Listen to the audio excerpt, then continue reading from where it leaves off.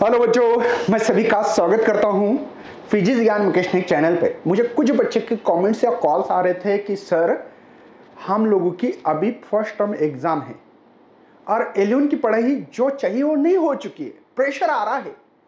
तो सबसे पहले बच्चों इस प्रेशर को खत्म करने के लिए ये वीडियो बनाया जा रहा है। ये अगर आपको सही में पसंद आता है तो अपने दोस्तों के साथ शेयर करना है। क्यों? क्योंकि हम लोग कम दिन में, आपको पता है कि आज 4 तारीख है, 5, 6, शायद किसी कॉलेज में 6, 7, 8, 9, 10 से फर्स्ट टर्म एग्जाम चालू है। आप लोग कमेंट में डालो ताकि पता लगेगा मुझे सिलेबस कब खत्म करना है। क्योंकि मैं 7-8 चैप्टर लेने की कोशिश, I will try my best level. बड़े चैप्टर एक खाता नहीं हो सकता है, नहीं तो आप बोलोगे सर सभी चैप्टर, जैसे कि मुझे लगता है लॉज ऑफ मोशन के लिए बहुत ज़्यादा टाइम लगेगा। तो ये जो छोटे चैप्टर्स है इसमें से कौन से सवाल आते हैं, क्या आते हैं, हम लोग हर चीज़ पे बात करने वाला। मैं पेपर भी दूंगा आपको, क्वेश्चन पेपर कैसे होता है। अगर आपकी फर्स्ट यूनिट टेस्ट हो चुकी है, अच्छी हुई होगी उम्मीद करता हूं, लेकिन फर्स्ट टर्म एग्जाम आपकी अच्छी ही होगी, मैं गारंटी के साथ बोलूंगा। बस ऑलवेज बोलो और इस वन शॉट वीडियो को ज्यादा से ज्यादा शेयर करना है ताकि आपका जो स्कोर है बेटा बढ़ना चाहिए, ये हमारी कोशिश है। तो यहां पे मैं मैथमेटिकल मेथड लिख रहा हूं, आपके कॉलेज के चैप्टर डालना है।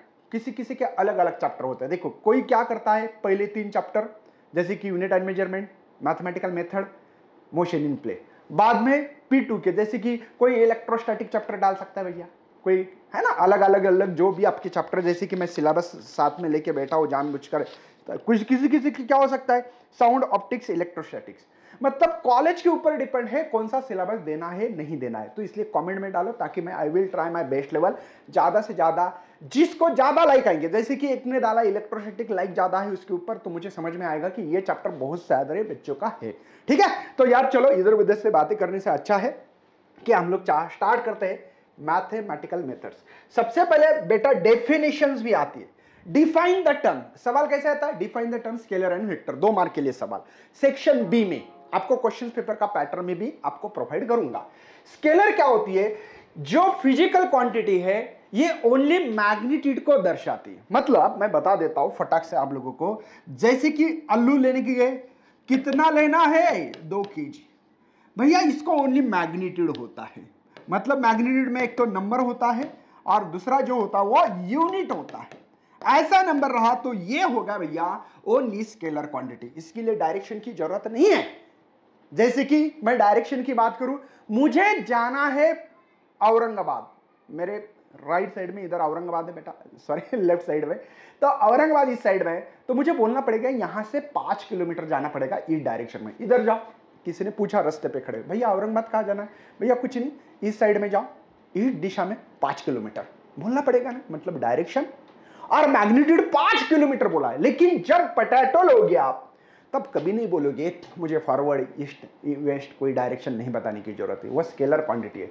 मतलब physical quantity which can completely describe their magnitude.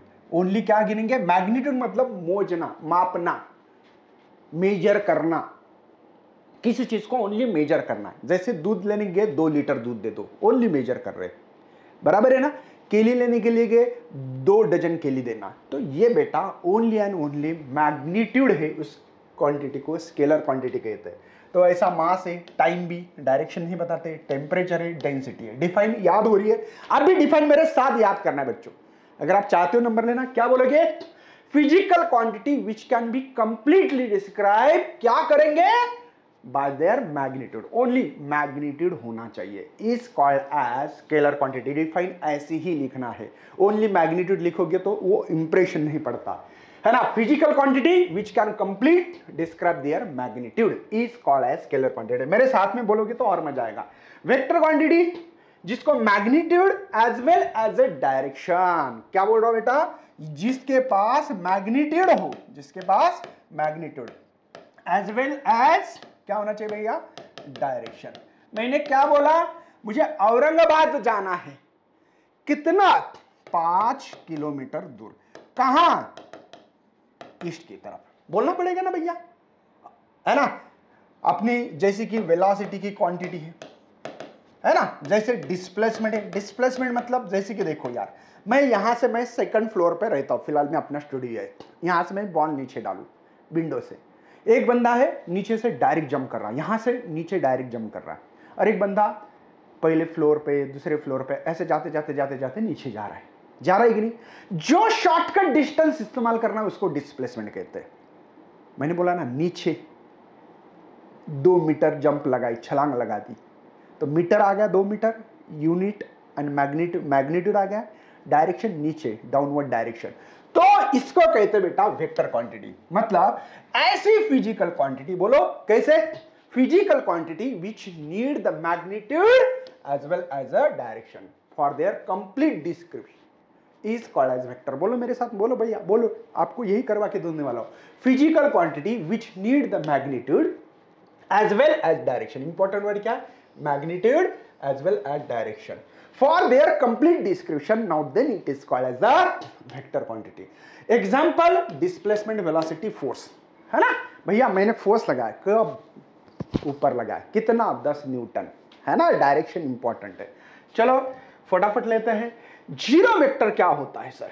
ये जीरो वेक्टर क्या होता है? ये डेफिनेशन आती है एग्जाम में, ध्यान रखना भैया। जीरो वेक्टर को नल वेक्टर भी कहा जाता है। A vector having zero magnitude and particular direction, arbitrary direction is called as the zero vector. भैया हमारे पास जैसे कि वेलोसिटी या स्टेशनरी पार्टिकल है, लेकिन वो वेक्टर है। क्यों? क्योंकि भैया ये जो पार्टिकल है भले वो रेस्ट पे है, कैसे है फिलहाल में? रेस्ट, लेकिन इसकी टेंडेंसी होगी कि यहां जाना चाहता हूं, यहां जाना चाहता हूं, यहां जाना चाहता हूं, थोड़ा फोर्स लगाओ तो इसको स्पीड मिलेगी, वेलोसिटी मिलेगी। मतलब रेस्ट पे है, लेकिन इसका पर्टिकुलर एक डायरेक्शन होगा भैया, कोई ना कोई एक डायरेक्शन होगा। एक्सेलरेशन की बात करते हैं। एक्सेलरेशन एक जो वेक्टर है बेटा, ऑब्जेक्ट यूनिफॉर्म वेलोसिटी है, लेकिन इसको जीरो वेक्टर बोलते हैं। देखो कोई पार्टिकल है, मूव हो रहा है इधर, यहां स्पीड चेक की भैया 5 मीटर पर सेकंड थी सर, यहां पे ए पे, बी पे चेक की 5 मीटर पर सेकंड, स्पीड बदल रहा नहीं है, उसकी जो स्पीड है वही है बेटा। कहीं पे भी चेक किया मैंने, अलग अलग पॉइंट पे चेक करके देख रहा था, सेम बेटा। एक्सेलरेशन कहते हैं जिसकी स्पीड चेंज होती है। स्कूटी का भैया स्पीड चेंज करने का काम कौन करता है? एक्सेलरेटेड करता है, मतलब इसीलिए एक्सेलरेशन बोला है। एक्सेलरेशन मतलब स्पीड को चेंज करना, वेलोसिटी चेंज होना। अब यहां पे acceleration dv by dt variable है, इसलिए d लिखा है, डेरिवेटिव कर रहा हूं। अब v ही कांस्टेंट है और कांस्टेंट का डेरिवेटिव नहीं बदलता, तो डेरिवेटिव कांस्टेंट का जीरो होता है, तो जीरो आएगा। मतलब एक्सेलरेशन भले जीरो है, लेकिन एक पर्टिकुलर डायरेक्शन है ना भैया। देखो इधर मैंने बोला था ना, ईस्ट डायरेक्शन है आपका, ईस्ट डायरेक्शन है, बोला था ना मैंने। मतलब भले एक्सेलरेशन जीरो है, देखो वही बोल रहा है, वेक्टर हैविंग मैग्नीट्यूड जीरो है बट डायरेक्शन है उसका, इसको कहा जाता है जीरो वेक्टर। चलो आगे बढ़ते हैं। Resultant vector. रिजल्टेंट वेक्टर क्या बोलता है? दो या दो से ज्यादा, दो, देखो एक है P नाम का, एक Q नाम का एक वेक्टर है भैया, इसका एक रिजल्टेंट, दो या दो से ज्यादा वेक्टर का जो रिजल्टेंट वेक्टर मिलेगा, है ना, उस मतलब वेक्टर मिलेगा, उसको रिजल्टेंट वेक्टर कहते हैं। मतलब सम ऑफ टू और मोर वेक्टर, दो या दो से ज्यादा vector which has same effect, इसका सेम इफेक्ट है। इसका जो अगर इफेक्ट देखा जाए, यहां पे जो रिजल्टेंट वेक्टर मिला वो सेम होना चाहिए, इसको रिजल्टेंट वेक्टर बोलते हैं भैया। ये डेफिनेशन है, ओके। और ये वन शॉट है, मैं बहुत ज्यादा डिटेल में नहीं बता रहा हूं, जैसे मैंने चैप्टर में पढ़ाया था वो बहुत ज्यादा डिटेल लिया था। अब देखो नेगेटिव वेक्टर, देखो नेगेटिव वेक्टर में एक वेक्टर लिया मैंने ए नाम का, दूसरा लिया बेटा यहां पे बी नाम का वेक्टर, इनका मैग्नीट्यूड सेम है। मैग्नीट्यूड कैसा भैया? देखो इसका मैग्नीट्यूड सेम है, बट डायरेक्शन कैसा है? अपोजिट है। डायरेक्शन कैसा भैया? है ना, अपोजिट है। मैग्नीट्यूड सेम है बट डायरेक्शन अपोजिट है, इसको निगेटिव वेक्टर कहा जाता है। अब वेक्टर देखो, निगेटिव वेक्टर मतलब given vector same magnitude but opposite direction, same magnitude but opposite direction, इसको एज द निगेटिव वेक्टर। ये आपके मन से भी लिख सकता, थोड़ा सा कोई टेंशन है, लेकिन वो प्रॉपर लैंग्वेज होनी चाहिए। ओके, नेक्स्ट आगे बढ़ता हूं। चलिए इक्वल वेक्टर। इक्वल वेक्टर में क्या बेटा? सेम मैग्नीट्यूड, मैग्नीट्यूड मतलब ये भी 10 सेंटीमीटर, मैग्नीट्यूड 10 सेंटीमीटर है, ए नाम का भी और बी नाम का बी वेक्टर है, मतलब ए वेक्टर ए क्या और बी की जो मैग्नीट्यूड है सेम है, और डायरेक्शन भी देखो ये इधर इस डायरेक्शन है, तब उसको इक्वल वेक्टर बोलते हैं। Two vector having the same magnitude and same direction, ये भी मैं जो बोल रहा हूं ना ये भी डिफाइन लिख सकते हैं। A vector having same magnitude and same direction is called as equal vector. उसको क्या बोलेंगे? Equal vector. भैया कितना इजी है ना, ये डेफिनेशन आने वाली है एग्जाम में, ध्यान से देखना भैया। पोजीशन वेक्टर, अब देखो मैंने यहाँ पे ये एक्स एक्सिस निकाला, ये वाई एक्सिस निकाला, ये ओरिजिन है मेरा ओ, यहाँ पे कोई तो एक पार्टिकल है, इससे मुझे कनेक्ट करना है, ये पोजीशन वेक्टर हो गया बेटा। पी नाम पे कोई तो वेक्टर है ना, पॉइंट था, मतलब a vector which gives the position of point. Position कहाँ पे? पी या पॉइंट पे, with respect to origin, origin से रिस्पेक्टिव में वो जो पॉइंट होगा है ना, जो पॉइंट होगा वहां पे एक लकीर खींच लेनी है भैया आपको, है ना। तो ये जो वेक्टर होगा हमारा पोजीशन वेक्टर होगा। ये क्या होगा? पोजीशन वेक्टर होगा। यूनिट वेक्टर बेटा define scalar vector, equal vector, negative vector, resultant vector और यूनिट वेक्टर, ये ज्यादा इंपॉर्टेंट है, ठीक है ना, ये ज्यादा इंपॉर्टेंट है।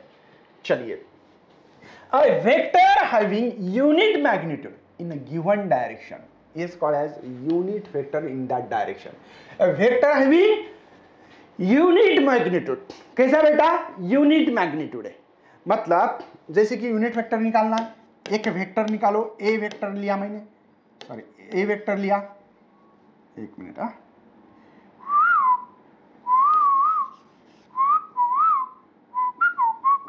देखो देखो ए वेक्टर है, इसका मैग्नीट्यूड लेना बेटा, तो जवाब तो 1 मिलेगा ना।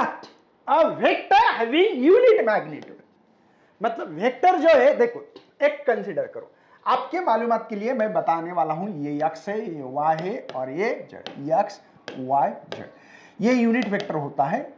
Along the X axis I unit vector, along the y axis j unit vector, along the z axis k unit vector होता है। बात समझ में आ रही है? जैसे कि मैंने ले लिया एक वेक्टर की वैल्यू, जो भी मुझे p की वैल्यू लिखना था, तो मैंने लिख लिया यहाँ पे 3i, मतलब 3 ये जो है ना बेटा, ये मैग्नीट्यूड है, ये कौन है? मैग्नीट्यूड, मैग्नीट्यूड मतलब एक नंबर है, और i ये डायरेक्शन दिखा रहा है। i क्या कर रहा है? ये डायरेक्शन दिखा रहा है। i क्या डायरेक्शन दिखा रहा है? वो बोला भैया आपकी जो ये 3 वैल्यूज ली है ये y एक्सिस पे है, जो 3 वैल्यूज आपने लिखी है ये x एक्सिस पे, सॉरी। और जैसे कि अगर आप लोग ऐसे लिखोगे p vector 3i plus 4j, तो इसका मतलब है ये मैग्नीट्यूड तो है 3, लेकिन i ये along the x axis 3 unit, यहां पे 1 होगा, 2 होगा, 3, मतलब ये अलोंग द एक्सिस पे है। अब जे है, जे क्या दिखा रहा है? ये बोलता भाई आप लोग है ना, ये मतलब y एक्सिस पे यहाँ पे 1, यहाँ पे 2, 3, 4, ये वैल्यू 4 यूनिट यहाँ पे आ रही है, कहाँ पे? अलोंग द y एक्सिस पे। अगर आप लोग यहाँ पे लिखते हैं ऐसे 5k, तो यहाँ पे भी 5 कहीं आता अलोंग द z एक्सिस। मतलब इसका मतलब ये है कि आप लोग मैग्नीट्यूड तो दिखा रहे, वो वैल्यूज दिखा रहे, जैसे फोर्स हो तो 5 न्यूटन लिखोगे ऐसे, force is equal to 5J, तो इसका मतलब अलोंग द y एक्सिस पे 5 यूनिट, ये 5 Newton force along the y axis पे दिखाओ, ये मतलब होता भैया। अब इसकी कहानी बताओ सर, डेफिनेशन बताओ। डेफिनेशन याद रखिएगा कि ये वेक्टर है, अब जैसे कि मैं ए की बात कर रहा हूं, एक कंसिडर करते हैं हम लोग कि ये ए की वैल्यू, ठीक है। ए वेक्टर क्या है मेरे पास? 3i unit vector. मैग्नीट्यूड कौन है बेटा इसका? 3i का 3 नंबर होता है ना वो 3, तो क्या करोगे? मर जाएगा 3 3, तो ये unit vector along the axis, मतलब x एक्सिस अलोंग द, ये आ रहा मतलब अलोंग कौन सा बेटा? x एक्सिस पे, मतलब ये क्या दिखा रहा है? डायरेक्शन दिखा रहा है। ये x एक्सिस पे ये नंबर था, ये y एक्सिस पे था, ये z एक्सिस पे था, मतलब a vector having unit magnitude in given direction. Given direction मतलब ये दिखा रहा है, j रहता तो y बोलते हैं हम लोग। अ वेक्टर हैविंग, वेक्टर मतलब ये देखो पढ़ना है बेटा, ये जो है ना फार्मूला, इसको पढ़ो। पढ़ो कैसे पढ़ो? अ वेक्टर, ये वेक्टर है हैविंग यूनिट मैग्नीट्यूड, मतलब डिवाइड बाय ये मैग्नीट्यूड किया, इसको मॉड में लिखना, मतलब मैग्नीट्यूड ओनली नंबर लिखना है। मतलब ये वेक्टर है, हाँ सर 3i लिखा ना आपने, 3i लिखा है यहाँ पे।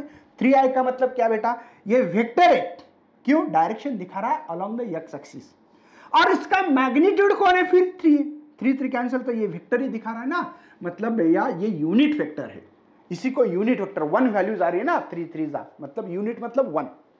चलो आगे बढ़ता हूं। देखो multiplication of vector and scalar, इसके बारे में बात करते हैं। Okay, multiplication of vector of scalar. देखो अगर आप लोग ध्यान से देखो, ये बहुत इंपॉर्टेंट चीज है भैया, इसके ऊपर हो सकता है एमसीक्यूज आने के चांसेस है। क्या बोला गया है कि यहां पे पहले क्या क्वेश्चन था? डिफाइन द फॉलोइंग टर्म्स, या डिफाइन द टर्म पूछेंगे। Scalar vector, equal vector, negative vector, equal vector, zero vector, unit vector, ऐसे डिफाइन पूछेंगे। ये सवाल आपको एमसीक्यूज नॉलेज बेसिस पे होता है।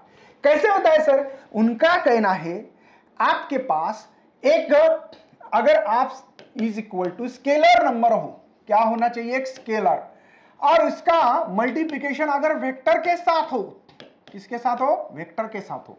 देखो एक कोई एक नंबर, मतलब एक वेरिएबल होगा या कोई क्वांटिटी होगी, एक स्केलर, एक वेक्टर क्वांटिटी है, तब उसका प्रोडक्ट हमको स्केलर मिलता है, नहीं वेक्टर मिलता है।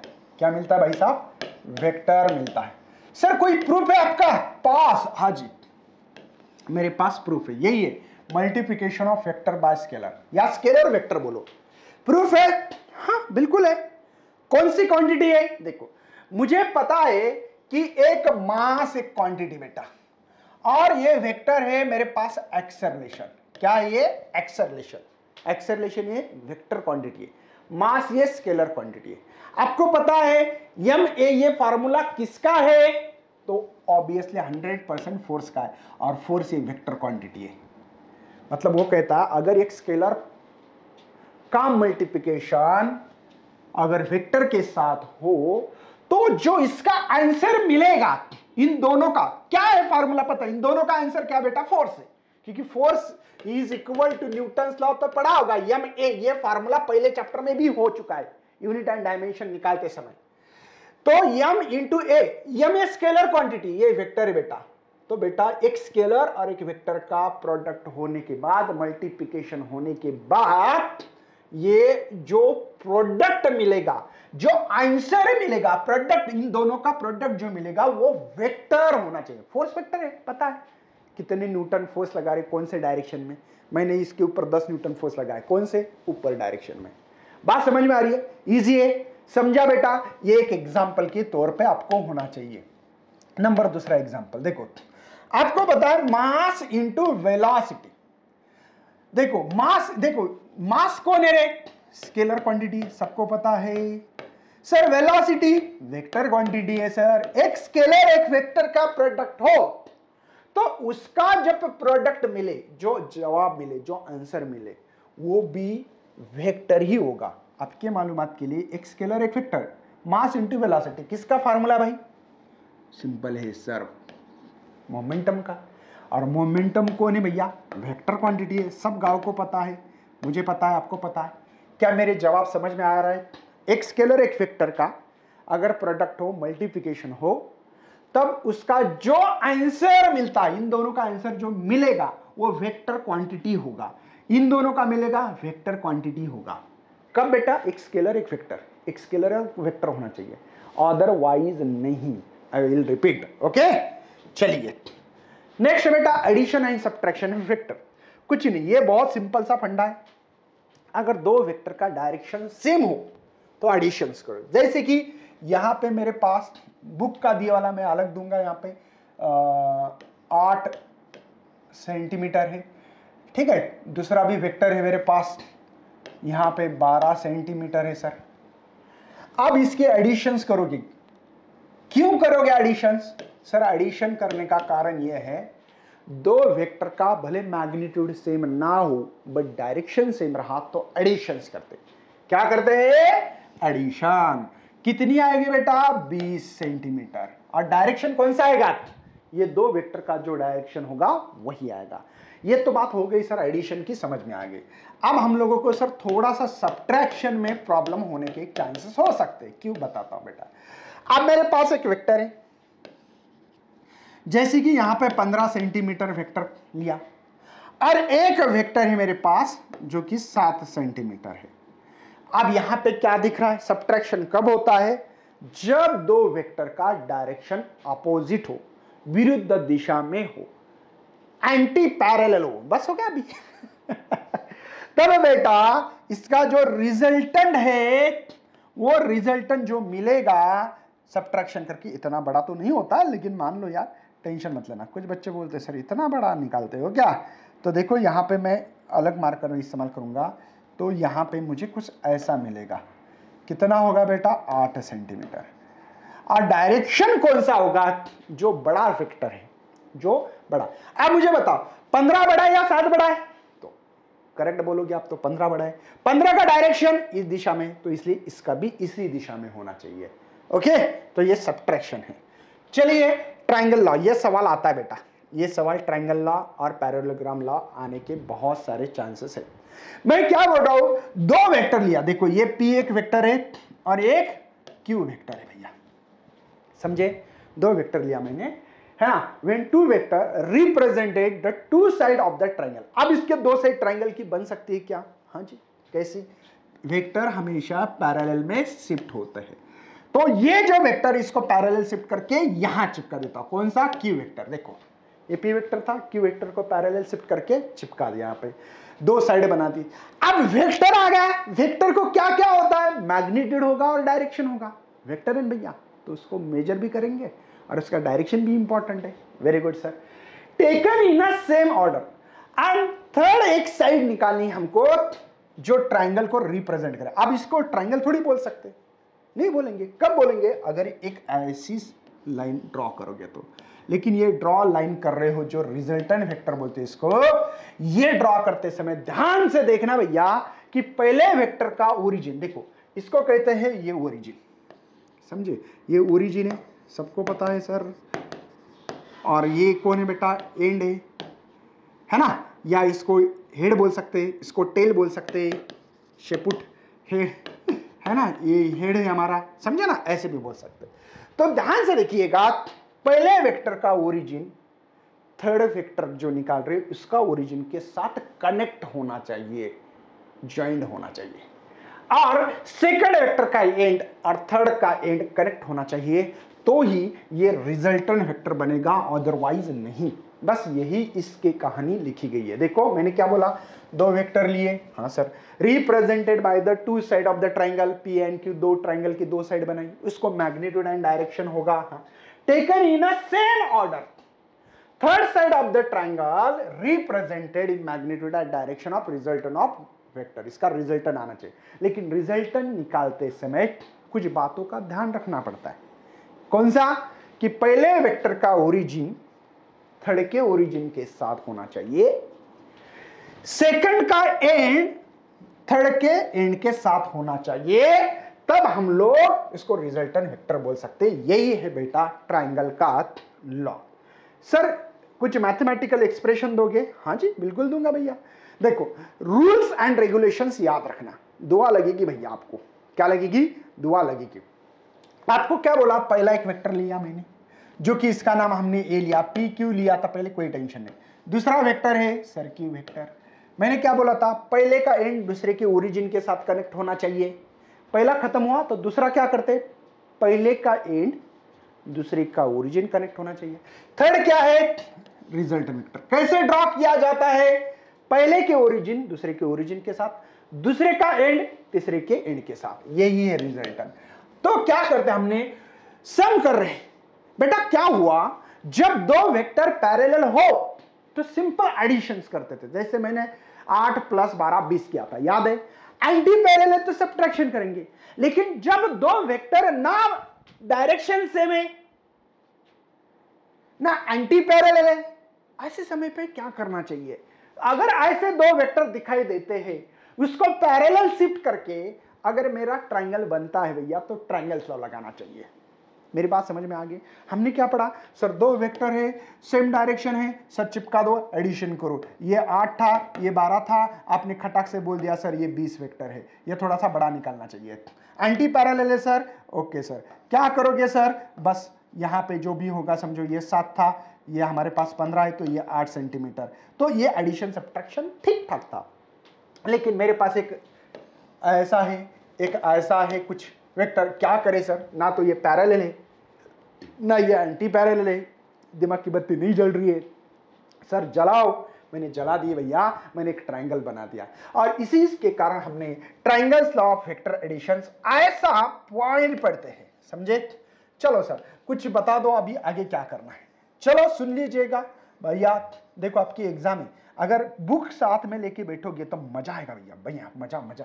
अब देखो यार, यहां पे रिजल्टेंट वेक्टर मेरा आ रही है आर, तो क्या करते हैं, सम करते हैं। हम लोग सम कर रहे हैं यार, अरे सम कर रहे थे ना, सम या सब्ट्रैक्शन करते थे।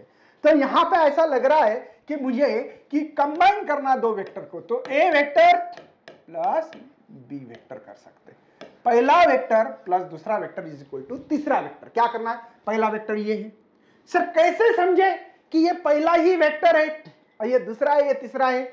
भैया दिमाग की बत्ती जलाना पड़ती है, जो कि आपके पास होगी, लेकिन यूज करना बहुत बहुत इंपॉर्टेंट है यार। मैं क्या बोल रहा हूं कि पहला वेक्टर कैसे समझ में आएगा, देखना, जिसके ओरिजिन के साथ ओरिजिन, ओके देखो ओरिजिन के साथ ओरिजिन है, और दूसरे का जो ओरिजिन है उसके साथ एंड है, वो पहला है।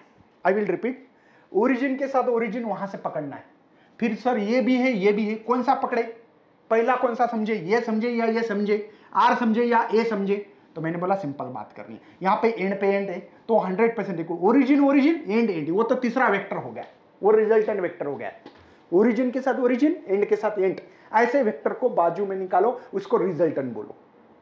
सर आप कैसे समझे, आप दो बाकी है, पहले ओरिजिन के साथ ओरिजिन, पहले का एंड, जो एंड के साथ कोई अदर जो वेक्टर वो ओरिजिन के साथ कनेक्ट हुआ, पहला बचाइए दूसरा वेक्टर, तो पहला प्लस दूसरा इज इक्वल टू तीसरा। मजा आ रहा है ना भाई, है ना। चलो आगे बढ़ते, चलो यही है हमारा कौन सा लॉ भैया, ट्रायंगल लॉ। अब हम लोगों को कम्युनिटी प्रॉपर्टीज को बढ़ाना है आगे। सर क्या कम्युनिटी प्रॉपर्टीज क्या होती है, ये एक्चुअल में उन्होंने दिखाया नहीं बराबर, मैं दिखाता ना भैया, मैं किस लिए हूं फिर। ये ओरिजिन है भाई, ये बुक्स में थोड़ी सी प्रिंट मिस्टेक है यहाँ पे, ठीक है ना। ये ए है, ओके सर, एक वेक्टर निकालना है सर, ओके सर, क्यों निकाल दिया सर, यहाँ पे मैं निकाल रहा हूँ ट्रायंगल सर, ओके सर। ये है मेरा बी, ओके सर, कोई टेंशन नहीं है। ये यहाँ पे है भैया, ये हमारा क्यू वेक्टर, हाँ सर। ये हम लोग निकाल रहे हैं यहाँ पे पी वेक्टर, पैरेलल में शिफ्ट किया। ये ट्रायंगल था एक्चुअली, ट्रायंगल ला बेटा, ये ध्यान से देखिएगा। ये हमारा पी वेक्टर है, हाँ सर। यह हमारा क्यू वेक्टर है, हाँ सर, निकाल दिया। और ये रिजल्टेंट वेक्टर है बच्चा पार्टी, ये रिजल्टेंट है। ऐसा ट्रायंगल ला ही है ना यहाँ पे, तो है कि नहीं है। एक बात ध्यान से देखिएगा, अगर मैं यहाँ पे ओ ए बी सी इसको नाम दे दिया, क्या नाम दिया, ओ ए बी। चलो अगर आप लोग ऐसा सोचोगे फ्रॉम द ट्रायंगल ऑफ, यहां पे ट्रायंगल है ओ ए बी, मुझे बताओ पहला वेक्टर समझे कैसे है, ये दूसरा, ये तीसरा, कैसे समझ में आया। सर पहले का ओरिजिन के साथ, एंड के साथ ऐसा जो वेक्टर हो वो तीसरा वेक्टर होता है। ये पहला वेक्टर है, ये दूसरा है, ये दिमाग की बत्ती जलानी पड़ती है भाई, तो जलाओ।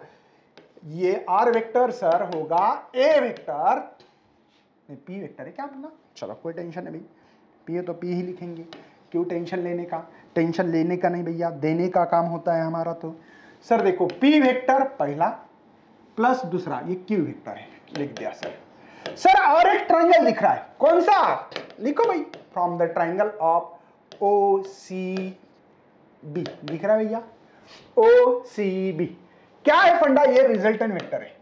देखो पहला वेक्टर ये है, दिख रहा है ना आपको, ये पहला वेक्टर है क्यू, इसमें जो है बेटा पहला वेक्टर है क्यू, प्लस दूसरा वेक्टर है क्यू, तीसरा वेक्टर इक्वल टू करके लिखना है। अच्छा सर, मतलब इसका मतलब आर के बराबर पी प्लस क्यू है, और इस आर ऊपर वाले ट्रायंगल में R is equal to Q plus P है। मतलब सर आप ये बोलना चाहते हो कि P प्लस क्यू को हम Q vector plus P vector लिख सकते हैं, और ये लिखने का अधिकार ओनली इस लॉ में कम्युनिटी है ना, कम्युनिटी प्रॉपर्टीज है बेटा। ये कम्युनिटी जो लॉज है या प्रॉपर्टीज है, ये कहती है कि आप लोग वेक्टर में, इसमें आप लोग कम्युनिटी लॉ को प्रूव कर सकते हैं, सही है, लगा सकते हैं। बात समझ में आ रही? इसमें कुछ नहीं बेटा, पैरेलल वेक्टर शिफ्ट किए थे। देखो ये वेक्टर ऊपर लेके गया, हो गया। अब ये वेक्टर को इधर लेके आए थे, बस। बाकी क्या किया मैंने? पैरेलल वेक्टर शिफ्ट होता है, पैरेलल वेक्टर शिफ्ट होता है। चलो आगे बढ़ते हैं। थोड़ा सा फास्ट हो रहा है क्या, बोल देना बेटा। लेकिन आप देखो, अगर मैं बहुत स्लो पढ़ाऊंगा तो आपको दिक्कत होगी, बहुत बड़ा वीडियो बनता है, तो इसलिए थोड़ा सा मुझे पता है कि थोड़ा सा मुझे स्पीड लेना पड़ रही है, ये भी पता है मुझे, ठीक है ना। चलिए, associative properties of vector addition, ध्यान से देखिएगा। इसमें एक पहला जो ट्रायंगल है, मैं इसकी बात कर रहा हूं। हाँ, ध्यान से देखिएगा बेटा कि यहां पे हम लोग अगर देखा जाए तो क्या क्या कर रहे हैं। यहां पे एक है हमारा पहला वेक्टर सर, इसका नाम है ए वेक्टर, ओके सर। दूसरा वेक्टर है सर हमारा बी वेक्टर है, ओके सर। और ये हमारा रिजल्टेंट वेक्टर है। मुझे बताओ, पहला वेक्टर प्लस दूसरा, ये तीसरा है ना, तो क्या करोगे यार, ए प्लस बी करोगे, ट्रायंगल ला। देखो, पहला वेक्टर प्लस दूसरा वेक्टर इज इक्वल टू तीसरा वेक्टर, लिखा। कोई टेंशन है? ये बात समझ में आ गई? कुछ हजम हो रहा है? अब दूसरा वेक्टर देखो, दूसरा एक ट्रायंगल जो पकड़ रहा हूं मैं, उसकी बात कर रहा हूं। पहला वेक्टर है सर मेरे पास ए वेक्टर, कोई टेंशन नहीं सर। और नहीं सर, कुछ गलत कर रहे हैं। हाँ, एक मिनट, मुझे दूसरा वेक्टर ये निकालना पड़ेगा। कोई टेंशन नहीं, मैं बताऊंगा। दूसरा वेक्टर जो है वो क्या है, मैं सर इस पेन से निकालना चाहता हूं, बी प्लस सी है ना ये। हाँ, चलो, ये बी वेक्टर है और ये सी वेक्टर है। इसका रिजल्टेंट ये मिलेगा बेटा, ये देखो ना, पहले का ओरिजिन के साथ, एंड के साथ, तो ये B vector plus C vector, समझे? कोई टेंशन है? ये ए प्लस बी क्यों आया और बी प्लस सी क्यों आया, ये पता होना चाहिए। और दूसरी बात बेटा, आपको ये समझ के लेना है तो बी पॉजिटिव रहो, पॉजिटिव रहोगे, पॉजिटिव थिंकिंग शायद आपको एग्जाम को आगे लेके जाने से। सर जाओ देना, मला समझत नहीं है, सर ऐसा बोला है, सर वैसा हो रहा है। भैया खुद को डुबाओगे, डुबाना से बचाना चाहता हूं, इसलिए वन शॉट आपके लिए लेके आ रहा हूं। बचाना चाहते हो ना, बचना चाहते हो तो बच लो भैया। चलो, तो आगे बढ़ता हूं। आप देख सकते हैं कि मुझे यहां पे एसोसिएटिव लॉ लगाना है। अब ये तो दोनों ट्रायंगल समझ में आ गया बेटा, ये जो दोनों ट्रायंगल ये समझ में आए क्या, ये इंपॉर्टेंट है। अब और एक ट्रायंगल ले रहा हूं जो कि इस तरह से, आप लोगों को सबसे पहला जो है ये रिजल्टेंट वेक्टर है, क्यों मैं बताता हूं रिजल्टेंट क्यों है। दूसरी लाइन ये, ओके सर, जो कि ए वेक्टर प्लस बी वेक्टर वाले, देखो। और तीसरी जो लाइन है बेटा ये, ठीक है ना, ये है पहला, ये सी। अब देखो कैसे, मैंने बोला था ओरिजिन के साथ हो और एंड के साथ हो, वो रिजल्टेंट होता है। ये ओ आर क्यू की बात कर रहा हूं, ये बात समझ में आ गई। देखो, पहला वेक्टर है एंड, दूसरा वेक्टर पहले के ओरिजिन के साथ दूसरे का एंड, पहले का एंड दूसरे का ओरिजिन, और एंड के साथ, और देखो एंड के साथ है, ओरिजिन के साथ, वो रिजल्टेंट है। कोई बात है भैया, समझ में आ रहा है? कुछ घबराओ मत, टेंशन लेने का नहीं बेटा, देने की चीज होती है।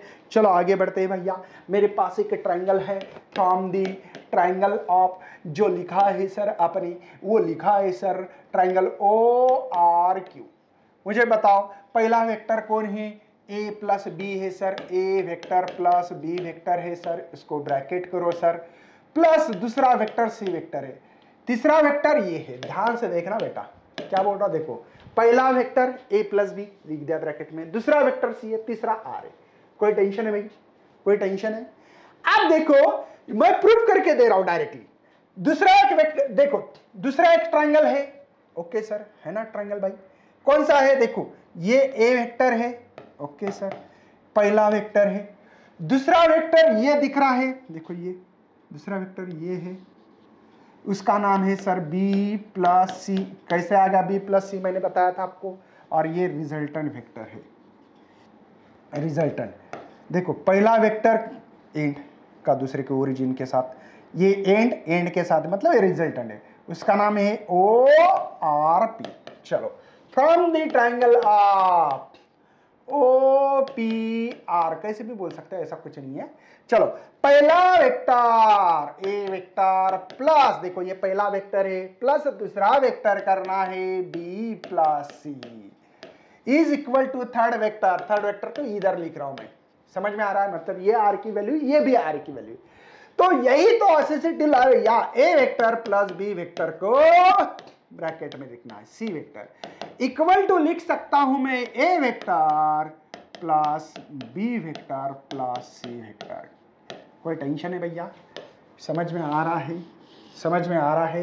A vector plus B vector plus C vector, देखो ये ब्रैकेट इधर उठा के डाल सकता हो, क्या डाल सकते हो, एसोसिएटिव प्रॉपर्टी एडिशन की यही है ये ब्रैकेट। देखो A plus B vector bracket plus C, तो मैंने ए को बाहर निकाला, B vector plus C vector को ब्रैकेट में डाला, तो कर सकते हो क्या? हाँ जी, ओके, ये हो गई। अब लॉ ऑफ पैराग्राम ध्यान से देखना बेटा, मे बी वो आपके कॉलेज के ऊपर डिपेंड होगा। ये क्वेश्चंस 3 मार्क और 4 मार्क के लिए आने के मैक्सिमम चांसेस है। ट्रायंगल लॉ या लॉ, कौन सा बेटा? ये law of parallelogram of vector, दोनों में से एक तो लॉ देना पड़ेगा भाई, अगर आपका ये चैप्टर चालू है तो, हुआ होगा कॉलेज में तो। चलिए, क्या है सर? कुछ नहीं भैया, 2 वेक्टर लेना है। एक वेक्टर ले लिया ये पी नाम का, दूसरा वेक्टर ले लिया क्यू नाम का। अब क्या किया बेटा, इसमें 2 वेक्टर लिए, लेकिन दोनों का ओरिजिन के साथ कनेक्ट है। पैरेललोग्राम क्या कहता है, पहला वेक्टर दूसरे वेक्टर के ओरिजिन के साथ कनेक्ट हो और इसका रिजल्टेंट वेक्टर इसके दोनों के ओरिजिन से निकाले, तब ये लॉ बनेगा पैरेललोग्राम ऑफ वेक्टर। बस हो गया भैया, यही लिखना है। देखो मैंने क्या बोला, if the 2 vector originated from the same point originated, किसका? पी का और क्यू का भी, represented and magnitude and direction. बेटा ये देखो वेक्टर नाम आ गया ना इधर, तो इसको तो मैग्नीट्यूड और डायरेक्शन तो होगा ही होगा ना, बाय 2 एडजेसेंट साइड ऑफ पैराग्राम, ये दोनों एडजेसेंट साइड बनाने हैं। रिजल्टेंट वेक्टर कहां से निकालोगे आप? रिजल्ट वेक्टर है तो मैग्नीट्यूड एंड डायरेक्शन ही तो होंगे, वो डायगोनल होगा parallelogram, starting from same point से निकालना। देखो आई विल रिपीट, 2 वेक्टर लेना है, 2 vector originated from same point, represented magnitude and direction लिखा by the 2 side of adjacent side of parallelogram. Resultant vector कहां से निकालोगे? अब रिजल्टेंट वेक्टर है तो मैग्नीट्यूड एंड डायरेक्शन होगा, लेकिन डायगोनल होगा पैरेललोग्राम का, जो स्टार्टिंग फ्रॉम सेम पॉइंट से स्टार्ट करना है। फिर बाद में जो निकालना है वो तो करेंगे, वो बात अलग है, लेकिन इतना समझना, स्टेटमेंट 1 मार्क के लिए होता है, स्टेटमेंट लिखना पड़ता। अब इसकी डायग्राम है, यहाँ पे हम लोग 1 बाय 1 निकालते रहेंगे, टेंशन लेने की कोई ज़रूरत नहीं है। यहाँ पे हम लोगों को जो पैरेललोग्राम दिया है, शायद मैं भी यहाँ पे ड्रॉ कर सकूँ, ताकि मैं बताना चाहता हूँ आपको कि सबसे पहले मुझे इस ट्रायंगल के बारे में बात करनी है। कौन से बेटा? ये पी वेक्टर है, यहाँ पे ये जो है बेटा आर रिजल्टेंट वेक्टर है। ओके सर, यहाँ पे जो एंगल आपको दिख रहा है बेटा वो गामा है, ठीक है ना। अब यहाँ पे हम लोगों ने लाइन ड्रॉ की थी, बराबर है। अब थोड़ा सा इसको एक्सटेंड करना पड़ रहा है। यहाँ पे ये यहाँ जब ये जो थीटा होता है वही थीटा यहाँ होता है, ठीक है। मैं नाम दे रहा हूं ओ ए डी और ये सी, क्यों ये ट्रायंगल निकाल रहा हूं, अब समझ में आएगा बेटा।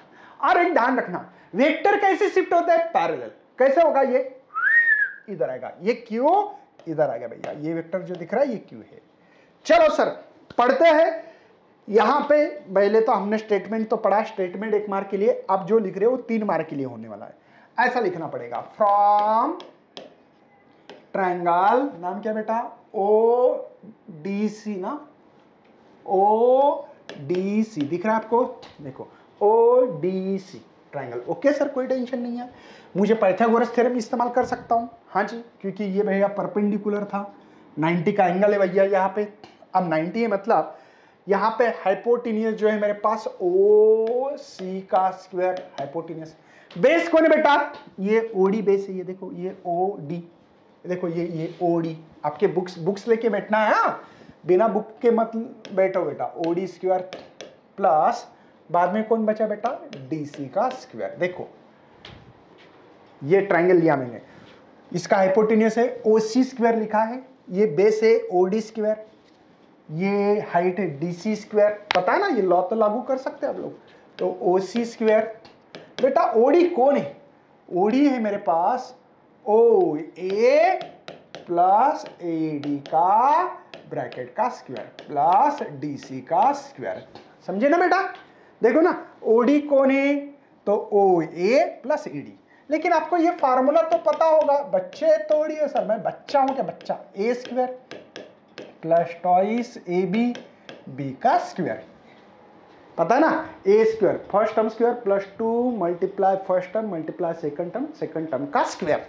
लगाओ सर यहाँ पे formula, O C square O A square पहले टर्म का स्क्वायर प्लस 2 पहला टर्म मल्टीप्लाई दूसरा टर्म ए डी, अब दूसरे टर्म्स का स्क्वायर ए डी का स्क्वायर प्लस डी सी का स्क्वायर। बट एक बात ध्यान रखना बेटा, एक छोटे मियाँ है, छोटे मियाँ मतलब सर ट्राइंगल की बात कर रहा हूँ, फ्रॉम द छोटे मियाँ ट्राइंगल ए डी सी दिख रहा है आपको? ए डी सी छोटे मियाँ ट्राइंगल है ना, ए डी सी। अब ये जो है ए डी सी है, उसमें ध्यान से देखना बेटा, ए डी सी में ए सी का स्क्वायर है, दिख रहा है हाइपोटेन्यूज, ए डी का स्क्वायर है प्लस डी सी का स्क्वायर है। बात समझ में आ रही बेटा? पाइथागोरस थ्योरम इस्तेमाल किया मैंने, देखो यह हाइपोटेन्यूज ये यहाँ पे ये हाइपोटेन्यूज है ए सी स्क्वायर, बचा क्या sir? A D square D C square. Pythagoras का थ्योरम है भैया, नहीं पता है तो कर लो अभी। ओ सी स्क्वायर, अब देखो ओ ए स्क्वायर ऊपर वाली टर्म लिख रहा हूं, twice O A multiply A D. इसके जगह पे मैं इसको थोड़ा सा अलग मार्कर इस्तेमाल करके बताऊंगा आपको ताकि पता लगे। इसके जगह पे मुझे ये रखना है, देखो जानबूझकर अलग मार्कर इस्तेमाल किया मैंने, प्लस ए सी स्क्वायर। कोई टेंशन है भैया? ये बात तो हजम हो रही है आपको? अब मुझे बताओ ओ सी कौन है बेटा? ओ सी आ रहे, लिखो यहाँ पे 1 by 1। ओ सी का मतलब है हमारे पास रिजल्टेंट वेक्टर। ओ ए कौन है? ओ ए पी है बेटा, दिख रहा होगा आपको, ओ ए ये पी है। डायग्राम देखो बुक्स में, ये पी है, देखो ओ ए ये पी है। ओके सर, ये भी ओ ए, ए डी पता नहीं सर, निकालना पड़ेगा। ओके, ए सी कोई है? हाँ सी, ए सी मतलब क्यू वेक्टर, पैरेलल वेक्टर था ना ये, देखो ये। सर ये डी क्या होगा? अब मुझे छोटे ट्रायंगल में दोबारा जाना पड़ेगा, फ्रॉम ट्रायंगल एडीसी में, एडीसी में। यार आपको पता है मैं जानबूझकर एडवांस में निकाल के रख रहा हूं, हाँ, कुछ चीजें बाद में काम आने वाली है। चलो, साइन थीटा क्या होता है सर? अपोजिट साइड, थीटा की अपोजिट साइड डीसी है। हाँ सर, ये डीसी है। हाइपोटेनियस एसी आएगा। छोटा ट्रायंगल देखो बेटा, ये ट्रायंगल देखना है आपको, है ना? ये ट्रायंगल देखो, ये कौन सा? A D C. ये थीटा है, ये 90 है, तो ये sine theta opposite divide by hypotenuse AC लिखा है मैंने। मुझे डीसी चाहिए, हाँ सर, तो डीसी चाहिए, तो एसी साइन थीटा। अब आपको ना पता हो तो बता देता हूं बेटा, एसी की वैल्यू अभी मैंने निकाली है, क्यू है, तो क्यू साइन थीटा मिलेगा। ध्यान रखना, ओनली मैं ये वैल्यूज क्यों निकाल रहा हूं पता लगेगा। कॉस थीटा भी बना सकता हूं सर, है? देखो जैसे साइन निकाला है वैसे कॉस थीटा क्या होता है? कॉस थीटा पता है आपको? एडजेसेंट साइड एडी है, हाँ सर, डिवाइड बाय हाइपोटेन्यूज कौन है? एसी है, देखो ये। चलिए, तो मैं निकालूंगा यहाँ पे आपके मालूमात के लिए एडी की वैल्यू, ये क्रॉस मल्टीप्लिकेशन अभी देखा है। एसी मतलब क्यू होता है, क्यू कॉस थीटा। चलो, उम्मीद करता हूं बेटा कि एडी और डीसी की वैल्यू हम लोगों को पुटअप करनी है, तब इस्तेमाल करेंगे, ठीक है? अब मैं इसको हटाऊंगा क्योंकि डायग्राम तो वही है, बस जूम करके दिखानी थी मुझे। एफबीडी बोलते हैं ना आप लोग, एफबीडी पता है आपको? फ्री बॉडी डायग्राम, ताकि आपको दिक्कत ना जाए। ये था मेरा मेन मोटिव इसके लिए। आगे बढ़ते हैं। चलिए सर, बहुत बढ़िया सर, बहुत बढ़िया सर। अब इस इक्वेशन को नाम देता हूं 1, इसमें वैल्यू पुटअप करता हूं भैया। ओसी स्क्वायर, ओसी के जगह पे आर स्क्वायर होगा सर, आर स्क्वायर होगा, आर स्क्वायर होगा सर। अरे क्या होगा, आर स्क्वायर होगा यहां पे। चलिए हाँ, R square, okay sir. Next देखो, ओसी की जगह पे ओ ए कौन है सर, पी, मतलब ओ ए मतलब पी है, तो पी का स्क्वायर होगा प्लस 2 ओ ए पी है, ओके सर।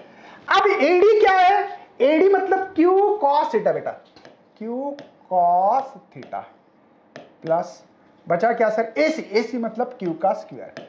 जिनको नहीं दिख रहा था आई विल रिपीट, देखो ओसी मतलब आर है, देखो आर का स्क्वायर लिखा है, ओ ए मतलब पी है, पी का स्क्वायर लिखा, 2 लिखा, ओ ए मतलब पी है बेटा, देखो पी लिखा है। एडी का मतलब होता है क्यू कॉस थीटा, और इसी मतलब क्यू स्क्वायर। अगर ये स्क्वायर गया तो ये रूट में आएगा ना, अरे रूट में आएगा कि नहीं भैया, तो P square plus twice P Q cos theta plus Q square. समझे, ये है रिजल्टेंट वेक्टर। ये क्या है मेरा, रिजल्टेंट वेक्टर है। कौन सा वेक्टर है, रिजल्टेंट वेक्टर है। मतलब इसका P और Q का रिजल्टेंट कितना मिलेगा, तो इतना मिलेगा। मतलब किसी ने पूछा मुझे कि एक बंदे ने 10 न्यूटन इस साइड में फोर्स लगाया, एक बंदे ने इस साइड में आपका 15 न्यूटन फोर्स लगाया, तो ना तो ये आदमी इधर आएगा ना इधर आएगा, किधर आएगा, इधर आएगा सर, 15 की तरफ आएगा। तो ये नेट फोर्स कितना होगा इन दोनों का निकालने का फार्मूला ये है बेटा, दो वेक्टर का रिजल्टेंट कितना मिलेगा। मतलब देखो ना, किसी बंदे ने पूछा कि 10 न्यूटन इधर फोर्स लगा रहे सर को, एक बंदा 10 लगा रहे, ना इधर जाऊंगा ना इधर, मैं बीच में से जाऊंगा, है ना। तो वही है, इसका एंगल कितना है दोनों का बीच में, दोनों का बीच का मतलब 15 न्यूटन और 10 न्यूटन के बीच का एंगल भी कितना है डिपेंड करता है। कभी कभी होता है ना ऐसे, ये 10 न्यूटन फोर्स लगा रहा है सर बंदा, एक बंदा इधर लगा रहा है सर 7 न्यूटन, तो मेरा रिजल्टेंट इधर कहीं मिलेगा, ऐसा। ये एंगल कितना है 7 और 10 के बीच में, इसके ऊपर भी डिपेंड करता है। बात समझ में आ गई। अरे कुछ भेजे में जा रहा है भाई, ये सवाल आपको आने वाला है, ध्यान से देखिएगा, आपका भला हो जाएगा, आपका भला हो जाएगा। अगर आप लोग भला करना चाहते हो तो इसको अच्छी तरह से देखना पड़ेगा। चलो हम लोग काम करते हैं, हम लोग काम करते हैं। अब डायरेक्शन निकालना है बेटा। एंगल किस लिए तैयार किया गया, डायरेक्शन दिखाने के लिए। पता नहीं बच्चों को थीटा किसके लिए दिया, बच्चे बोलते 30 डिग्री 90, नहीं बेटा, डायरेक्शन दिखाने के लिए। देखो ये है, अभी आपको ये ईस्ट डायरेक्शन है, ये वेस्ट है, ऊपर नॉर्थ है नीचे साउथ है, पता है ना आपको। अब मैंने पूछा 0 एंगल है, तो आप बोलेंगे ईस्ट है सर, अभी नॉर्थ है, अभी वेस्ट है, अभी देखो ना 90 आपने बोला नॉर्थ है सर, 180 आपने बोला सर वेस्ट है सर, 270 देखो 90 180 270, तो आप बोलेंगे सर, है ना, बोलोगे कि नहीं साउथ है सर। तो यह एंगल दिखाना का काम डायरेक्शन करता है, डायरेक्शन दिखाने के काम आता है। हम लोगों का अभी वही काम कर रहा है जो मैंने आपको बताया है, ठीक है ना। हम लोगों का अभी यहां पे अल्फा निकालना है, और अल्फा तो दिया नहीं डायग्राम में या भाई, अरे बाबा कुठे गेला अल्फा तुझा, ये अल्फा है आई थिंक, ये जो ये गामा है ना बेटा, आपके बुक्स में करेक्शन करके लेना, ये अल्फा होगा, अल्फा क्या होगा, ये अल्फा और ये बीटा होगा, हाँ ध्यान रखना। चलो tan अल्फा, ये डायरेक्शन दिखाने के लिए है। अल्फा मतलब क्या होता है यार, अपोजिट साइड। कौन सी साइड लोगे आप लोग, अपोजिट साइड लोगे, कि जो कि आप लोगों को यहां पे सबसे मेन कौन सी मिल रही है, डीसी। देखो इस ट्रायंगल में मैं दिखाता हूं थोड़ा सा, ये डैश वाला एंगल, ऐसा ऐसा एंगल लिया वाला है, ठीक है, ये है अल्फा, वो गामा नहीं है, ध्यान से देखना, O D C from the triangle आप लिख सकते हैं यहाँ पे, from the triangle of O D C. क्या करोगे, अपोजिट साइड है DC, okay sir, divided by hypotenuse कौन है बेटा, ये है ओ सी। लेकिन ध्यान देना है tan अल्फा, ये है डीसी, ओ सी कुछ तो गड़बड़ है भाई। नहीं, सॉरी सॉरी भाई भाई भाई भाई भाई सॉरी सॉरी भैया, ऐसा नहीं होता। अपोजिट डिवाइडेड बाय एडजेसेंट होता है। क्या होता है? एडजेसेंट। मैं tan थीटा की बात कर रहा हूँ ना, मैं tan थीटा की बात कर रहा था। देखो यार, सॉरी फॉर इनकन्वीनियंस, यहाँ पे कौन सी है? ए है। हाँ, तो अपोजिट साइड डी सी है और एडजेसेंट ओडी है। ओडी ओडी, यहाँ पे भी ओडी था। ओडी, सॉरी भैया। अब यहां पे ओडी मतलब कौन है भैया? ओ ए प्लस एडी। बात समझ में आ गई? सॉरी थोड़ा सा। tan मतलब opposite divide by adjacent, tan alpha. Okay sir. DC की वैल्यू लिख के रखी थी मैंने, क्या लिखी sir? Q sine theta. O A की लिखी सर, ओ ए होता है पी और प्लस क्यू कॉस थीटा। जिनको नहीं समझा मैं समझा के दूंगा दोबारा। Alpha is equal to tan inverse ऐसे कर सकता हूं, यहाँ पे Q sine theta divide by P plus Q cos theta होगा। अब समझाता हूँ, सब समझाऊंगा, टेंशन मत लेना भैया। मैंने क्या बोला? DC divide by O A plus AD.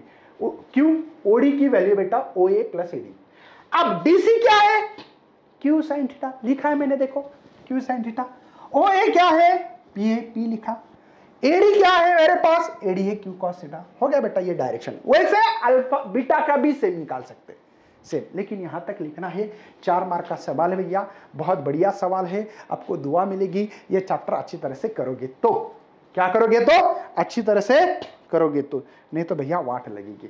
ठीक है यार। थोड़ा सा कुछ बच्चे मुझे पूछते रहते हैं, 11 के बच्चे पूछते हैं पर्टिकुलरली।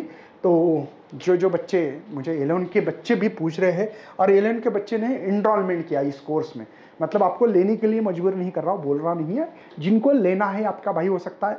कुछ बच्चे ऐसे ही, अब दिवाली आ गई, अभी से 12 की पढ़ाई स्टार्ट कर रहे हैं बच्चे, वो CET नीट JEE कोई भी बच्चा हो, उनको कॉन्सेप्ट चाहिए अच्छे। अब कॉन्सेप्ट मिलेंगे कहाँ से? क्या हो रहा है बच्चा पार्टी, कोई भी बच्चा नीट JEE का है, बुक ले रहा है, कोई भी MCQ सॉल्व कर रहा है, MCQ नहीं आ रहे, क्यों? कॉन्सेप्ट बराबर नहीं है। कॉन्सेप्ट बराबर करने का कोई फंडा है? हाँ जी, हम लोग लेके आ गए फंडा, महाराष्ट्र स्टेट बोर्ड की ही पढ़ाई कर रहे। लेकिन आपको बता दूं, CBSE की बुक और महाराष्ट्र स्टेट बोर्ड की बुक नियर अबाउटली 85 to 90% सेम है, कॉन्सेप्ट सेम होते हैं, बेस वही होता है। अगर आपको एडिशन, सब्ट्रैक्शन, मल्टीप्लिकेशन, डिवीजन ना आए तो क्या आप लोग कोई कैलकुलेशंस कर पाओगे? नहीं कर पाओगे। अगर आपको करना है अच्छा, तो हमने शौर्य बैच क्लास 12 महाराष्ट्र बोर्ड के लिए फिजिक्स, मैथ और केमिस्ट्री के लिए निकाली है। ठीक है। अब कुछ बच्चे बोलेंगे सर आप भी से 3-3 सब्जेक्ट की पढ़ाई नहीं कर सकते, ओनली फिजिक्स की ही करनी है, तो कर सकते क्या? हाँ जी, मेरे पास 11 के फिलहाल में 15-20 बच्चे हैं कि सर हम लोग 12 के अभी से स्टडी कर रहे हैं। लाइव में बताते हैं सर मैं 11 का हूँ। बोले भैया आप भी से क्यों स्टडी कर रहे हैं? बोले सर अभी समय है, बाद में बहुत प्रेशर आएगा, नीट JEE CET की कोई तैयारी रहती है वो टाइम पे होती नहीं, बोर्ड की तैयारी अभी से हो गई तो कॉन्सेप्ट हो गए मेरे अच्छे, और वो बच्चे MCQ सॉल्व कर पा रहे, अच्छे MCQ को वो क्रैक कर रहे। वो बोलते सर हमको कॉन्फिडेंस डेवलप हो गया, क्योंकि इतनी जबरदस्त तरीके से बोर्ड की तैयारी की जा रही है आपको इस शौर्य बैच में।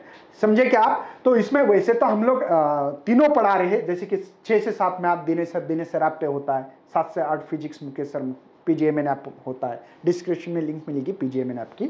8 से 9 केमिस्ट्री सोइन सर अलाबोस्ट केमिस्ट्री में होता है। बेटा ये कोर्स 4000 रुपये का था, लेकिन हमने महाराष्ट्र के बच्चे को ध्यान में रखते हुए 2000 रुपये में। मुझे बताओ यार, 2000 बहुत बड़ी बात होगी?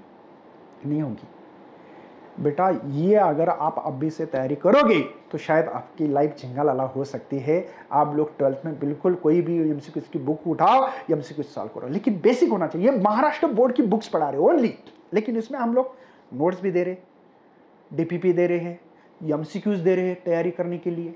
हाँ जी, न्यूमेरिकल करवा रहे हैं, MCQs भी करवा रहे हैं, लेकिन ओरिजिनल मेन मोटिव बोर्ड है। नहीं तो बच्चे बोलते सर आपने तो बोला था नीट MST CET, नहीं, ये ओनली बोर्ड का फंडा है, बोर्ड में कॉन्सेप्ट क्लियर करने का फंडा। तीनों कोर्स लोगे तो फायदा होगा आपका। ये 5000 रुपये में कोर्स है, ये 5000 रुपये में, ठीक है, 5000 रुपये में कोर्स है बेटा।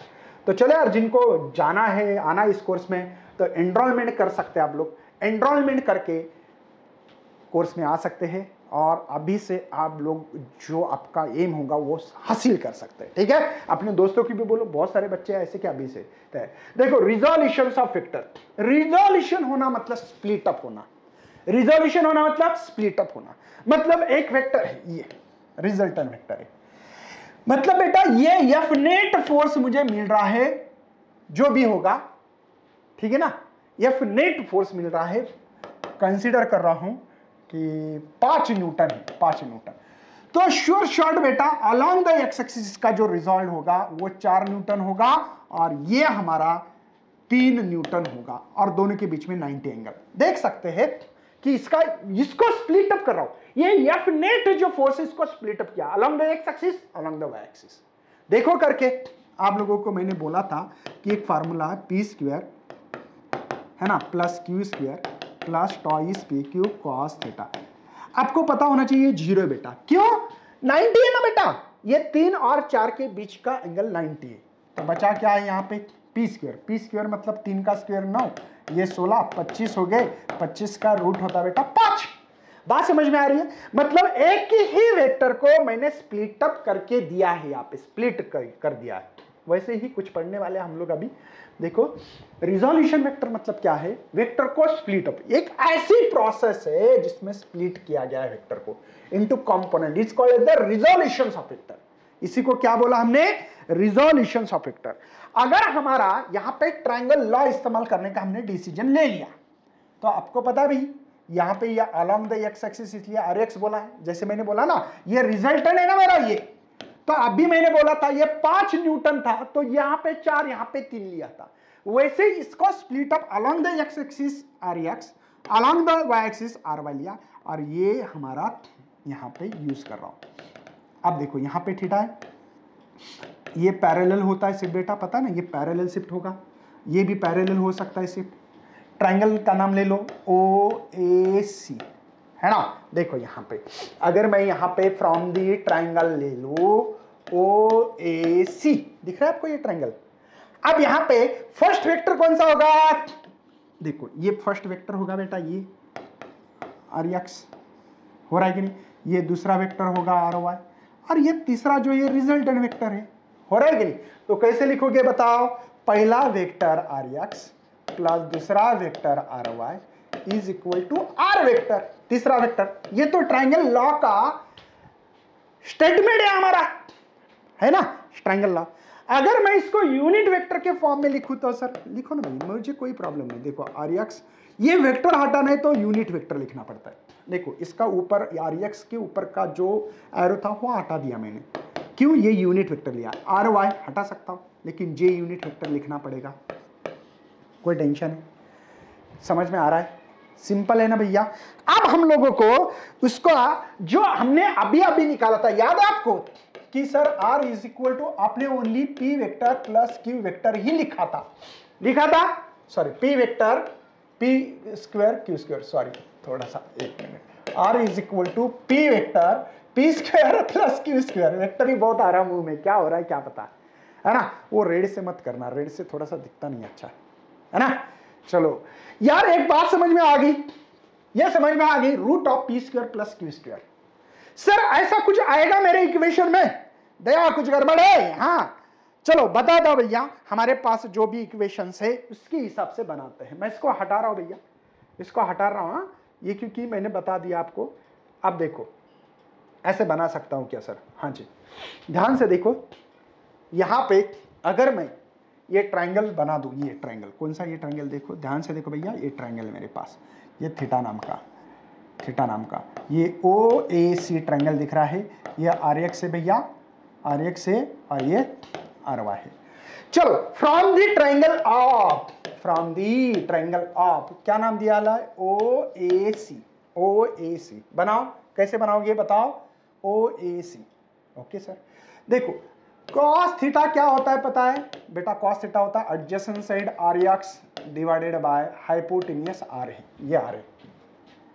क्या मेरी बात समझ में आ रही बच्चा पार्टी, मैं क्या बोल रहा हूं, ट्रायंगल देखो cos थीटा होता है एडजेसेंट साइड, ये है हाइपोटेन्यूस, cos की वैल्यू साइन की पता है ना आपको, चलो सर, तो मैं R X is equal to ये cross multiplication R cos theta लिख सकता हूं। ये बात समझ में आ गई, हजम हो रहा है ना। ये कॉस थीटा एडजेसेंट साइड कौन सी है? ये अपोजिट है, या हाइपोटेन्यूस है, पता है ना यार। चलो साइन थीटा क्या होता है सर? साइन थीटा होता है opposite divided by hypotenuse. Theta के सामने की साइड ये है, देखो आर वाई है, हाइपोटेन्यूस तो आर है। चलो सर आर वाई की वैल्यू भी बताओ। आर वाई की आर साइन थीटा लिखा है हमने, कोई टेंशन है? समझ में आ रहा है? इस इक्वेशन को 1 नाम देना, इस इक्वेशन को 2 नाम। अब हम लोग काम करेंगे इक्वेशन 1 एंड 2, इसमें करेंगे एडिंग, ऐड करेंगे एंड स्क्वेयरिंग भी करेंगे, ऐड भी करेंगे एंड स्क्वेयरिंग भी करेंगे। चलो सर कर लो। चलो पहला इक्वेशन जो है कोई भी ले लो, पहला दूसरा पहला लेना, बाद में दूसरा पहला लेना, कुछ चलेगा। मतलब पहले की जगह पे दूसरा, दूसरे की जगह पे पहला, कोई प्रॉब्लम नहीं। देखिए जो आपको सही लगे वो। चलो तो मैं ऐसे करूंगा R X square plus R Y square करूंगा सर, चलेगा ना बेटा? कोई प्रॉब्लम है?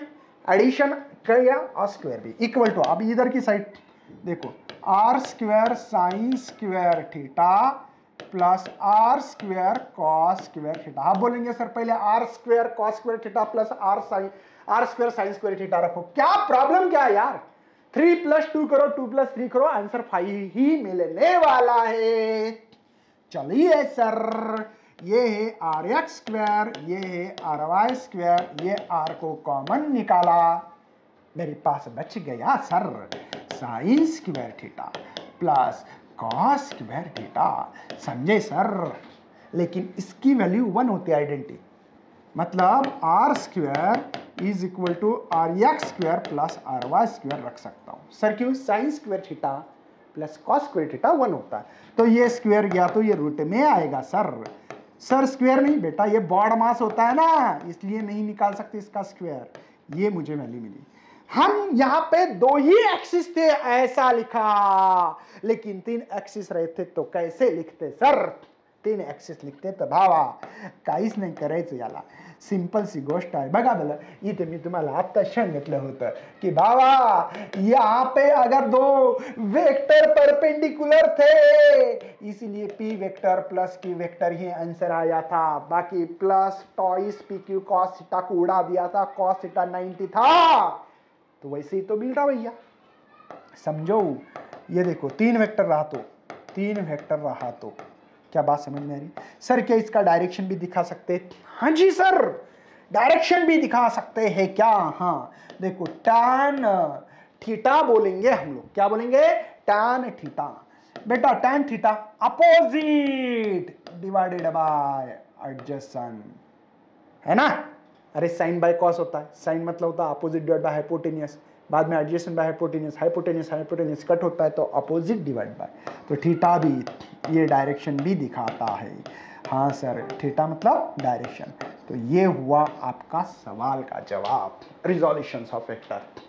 शायद मेरी मम्मी का ख्याल दिल में आया है, इसीलिए मेरे मम्मी ने तेरे को मार खाने के लिए बुलाया है, क्योंकि तेरे दोस्त तेरे को पढ़ाई करने नहीं देते। तो भैया दोस्त से बच के रहना, है ना? दोस्त अच्छे भी होते हैं, कुछ दोस्त ऐसे भी होते हैं, खुद पढ़ाई करते हैं रात में और दिन में बोलते चल भाई क्रिकेट खेलेंगे। तो संभाल के रखना दोस्त कौन सा अच्छा है, दोस्त कैसा होना चाहिए। एक मराठी में कहा है, मित्र हा सूर्यासारखा असला पाहिजे, है ना? समझे क्या? तो यार तो थोड़ा सा बच के रहना है और पढ़ाई अच्छी तरह से करके लेंगे। भैया न्यूमेरिकल तो मैं करके नहीं दे रहा हूं, मल्टीप्लिकेशन ऑफ वेक्टर अभी एंड तक पहुंच गए हम लोग। मल्टीप्लिकेशन ऑफ वेक्टर में हम लोगों को देखना है, अगर स्केलर के साथ हो, देखो भाई मैं क्या बोला मैंने, क्या बोला सर आपने? स्केलर का मल्टीप्लिकेशन स्केलर के साथ हो तो दुआ में याद रखना इन दोनों का प्रोडक्ट स्केलर ही मिलता है। वाह वाह वाह वाह, क्या बात बोली सर आपने, थैंक यू सर एक बात बोलने के लिए। कैसे सर? देखो हम लोगों ने लेंथ ले लिए, लेंथ तो डिस्टेंस मेजर करते हो वो स्केलर क्वांटिटी है। दूसरी ले ली बेटा मैंने ब्रीथ, लेंथ इंटू ब्रीथ, ये बोर्ड है सर इसकी लेंथ और ब्रीथ कितने बाय कितने का बोलते हैं ना आप लोग, आपकी रूम भी कितने बाय कितने की। तो इसका फार्मूला होता है एरिया, इसका प्रोडक्ट भी देखो, एरिया कौन है, एरिया ये स्केलर क्वांटिटी है। वॉल्यूम का भी वैसे है क्या सर, हाँ length into breadth into height, देखो स्केलर स्केलर रहा तो भी स्केलर ही प्रोडक्ट मिलता है। क्या बात मेरी समझ में आ रही है भाई साहब लोगों को, क्या मेरी बात समझ में आ रही भाई, सिंपल सिंपल फंडा है, स्केलर स्केलर के साथ हो तो स्केलर ही मिलता है। और एक देखा था क्या, एक स्केलर रहा और एक वेक्टर रहा तो उसका प्रोडक्ट वेक्टर ही होता है। सर कब बोला, इसके पहले याद है ना मल्टीप्लिकेशन स्केलर एंड वेक्टर, वहां पे कोई एग्जांपल, वही एग्जांपल दूंगा, मास इंटू एक्सेलरेशन। भैया मास ये स्केलर क्वांटिटी है, हाँ sir, A is the vector quantity, acceleration कौन है, वेक्टर क्वांटिटी है सर। इन दोनों का प्रोडक्ट क्या मिलता है, फोर्स, तो फोर्स ये वेक्टर क्वांटिटी है कि नहीं। दूसरा क्या बोला था भैया, ये वेक्टर है कि नहीं, देखो देखो देखो, बाद में मोमेंटम का एग्जांपल याद रखना है, दुआ में मेरी दुआ लगेगी इस सभी चीजों को याद रखने के कारण। चलो यार नंबर मिलेंगे भाई, दुआ मतलब मेरे नंबर होते हैं, है ना। चलो यार स्केलर प्रोडक्ट और डॉट प्रोडक्ट देखेंगे, स्केलर प्रोडक्ट या डॉट प्रोडक्ट की बात करने वाले हैं। अब यहां पे देखो, product of magnitude of two vector and cosines angle between the two vectors, मतलब अगर आपके पास आपके बुक्स में जो दिया है वही लूंगा, पी और क्यू दिया है तो पी आर क्यू लेता हूं, पी वेक्टर डॉट क्यू। देखो एक तो स्केलर बोलो या डॉट प्रोडक्ट, दोनों का मतलब सेम है, स्केलर और डॉट। इसको दुआ में याद रखना, P vector dot Q vector रहा तो मैग्नीट्यूड लेना, मैग्नीट्यूड समझते हो ना, पी क्यू कॉस थीटा लिखना, यही आपका स्केलर प्रोडक्ट, यही आपका स्केलर। पी का मैग्नीट्यूड, सर पी का ये नहीं समझा, देखो मैंने बोला था ना 3i, ठीक है ना, मैग्नीट्यूड ये हो बेटा, आप लोग लिख रहे हैं ना पी का मैग्नीट्यूड मतलब 3 लिखना, ये ओनली मैग्नीट्यूड है, देखो ये मैग्नीट्यूड है। और ये जो दिखाता ना ये डायरेक्शन दिखाता है, ये अलोंग द एक्स एक्सिस है, इसलिए बात समझे ना, ये मैग्नीट्यूड बोल रहा हूं, magnitude of two vector and cosine angle between them.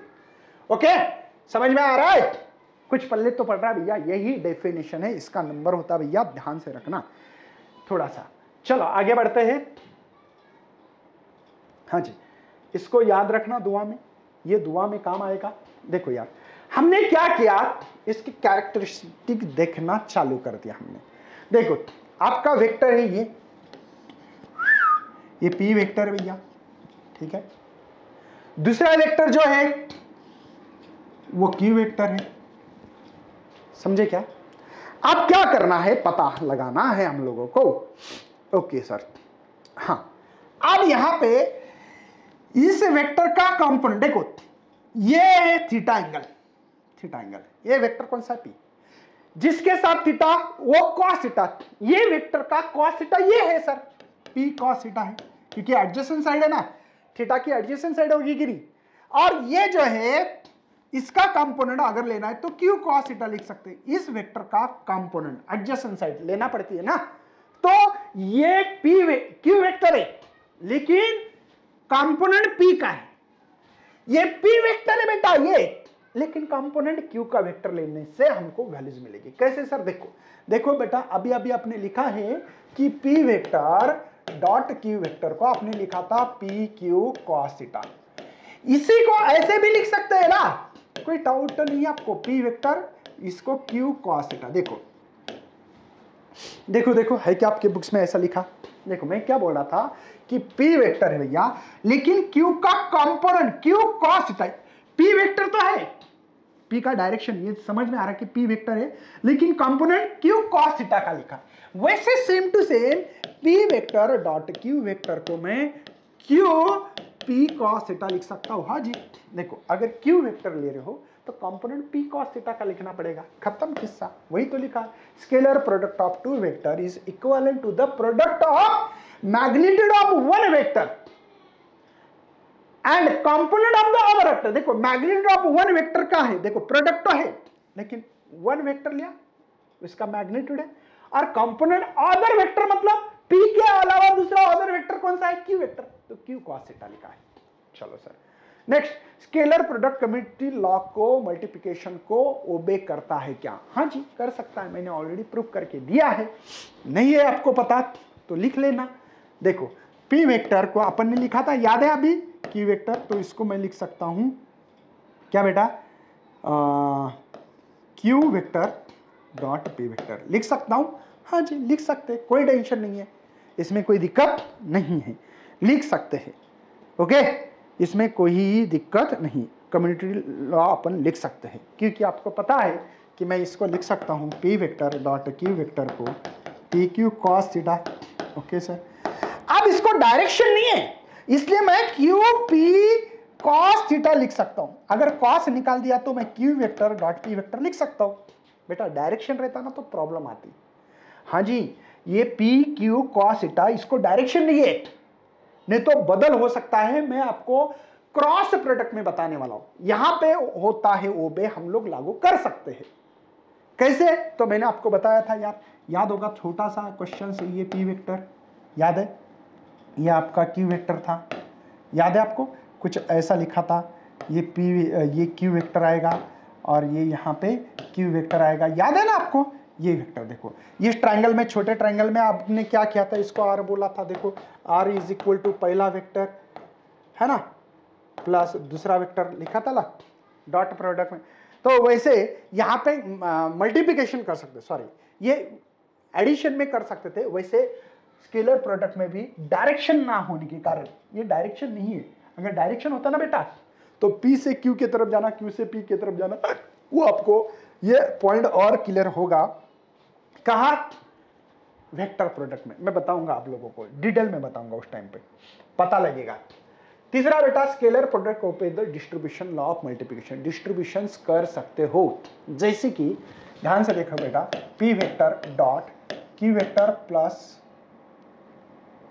ये आर वेक्टर, ठीक है, ऐसा है ना बेटा। इसको हम लोग डिस्ट्रीब्यूशन कर सकते, मतलब मल्टीप्लिकेशन कर सकते। देखो P vector dot Q vector plus P vector है ना, मल्टीप्लाई मतलब डॉट लिखना पड़ेगा ना भाई, आर वेक्टर, ऐसे लिख सकते। प्रूव करके दिखाता हूं, देखो P vector dot Q vector plus P vector dot are vector. इसको कैसे लिखते हैं यार, पी क्यू कॉस थीटा लिखते हैं ना, डॉट निकालना है, इसको पी आर कॉस थीटा निकालते हैं, है ना। मुझे बताओ, पी कॉमन निकाल रहा हूं, बचा है क्यू प्लस आर बचा है, तो कॉस थीटा बच गया। देखो ना, पी को कॉमन निकाला, क्यू प्लस आर, ये कॉस निकाला तो क्या होता है बेटा, डॉट प्रोडक्ट होता है सर। हो गया कि नहीं, हो गया कि नहीं भैया, इसका प्रूफ करके दिया ना मैंने। ये P vector dot Q vector, P vector dot are vector, समझे ना, इसको उल्टा करके दिया ना मैंने, बना के दिया ना मैंने। चलो स्पेशल केसेस है बेटा स्केलर प्रोडक्ट की, कुछ स्पेशल केसेस है, उसके बारे में थोड़ा सा डिस्कशंस करना पड़ेगा हम लोगों को, कौन कौन सी केसेस में बता रहा हूँ। सबसे पहले तो हमको ये पता लिया, P vector dot Q vector को हम लोग पी क्यू कॉस थीटा लिखते हैं। कोई टेंशन है, लिखते हैं कि नहीं लिखते भाई, लिखते हैं क्या नहीं लिखते हैं। ओके चलिए, स्पेशल केसेस में नंबर 1 केसेस दी वाली क्या, पहले देखने दो मुझे, नहीं ये मुझे लिखना पड़ेगी यहाँ पे। हाँ जी, अरे क्या हो रहा है ये। हाँ, स्पेशल केसेस में देखो, सबसे पहले नंबर 1 लिखेंगे।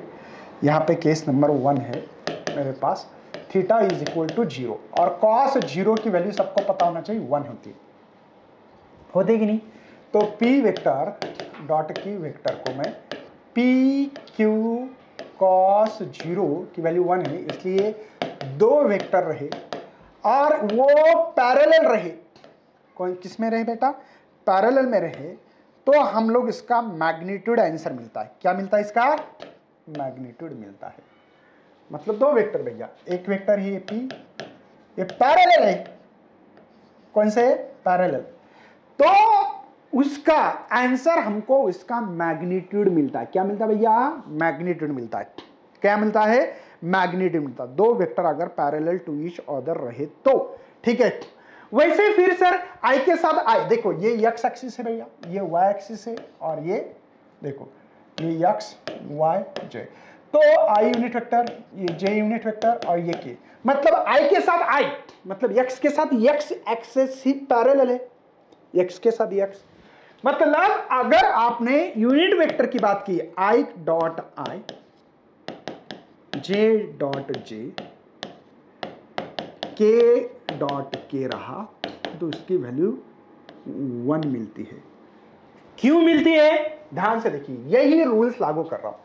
देखो I unit vector dot I unit vector, इसका magnitude I unit vector cos theta, ऐसे लिखेंगे। देखो मैंने क्या लिखा था, P डॉट क्यू, मतलब I dot I unit vector है, P Q cos theta. P Q कौन है बेटा? P एक मैग्नीट्यूड है। मैग्नीट्यूड लिखने की तरीका है ऐसे लिखने का, यह I का मैग्नीट्यूड, दूसरे I का मैग्नीट्यूड कॉस थीटा। अब हमको पता है कि 0 है, तो कॉस 0 तो 1 है, और यूनिट वेक्टर की वैल्यू 1 लेते, पता है ना, यूनिट वेक्टर की वैल्यू 1 लेते हैं। ये 1 और ये कॉस थीटा भी 1, तो क्या हो रहा है बेटा, आई के साथ आई यूनिट वेक्टर हो तो 1 मल्टीप्लाई 1 1 होता है। वैसे आई के साथ आई, जे के साथ जे और के साथ के रहा, तो ये इंपॉर्टेंट पॉइंट लिख के रखना है आपको, 1 आंसर लेना। आई के साथ आई, जे के साथ जे, के साथ के रहा, तो 1 वैल्यूज लिखते हैं। क्या वैल्यूज लिखते हैं बेटा? 1 वैल्यूज लिखते, पता होना चाहिए। चलो सर एंटी पैरेलल की बात करते हैं। कौन सी पैरेलल? एंटी पैरेलल, मतलब केस नंबर 2, ये पैरेलल के लिए था। ये कौन सा? पैरेलल वेक्टर था ये।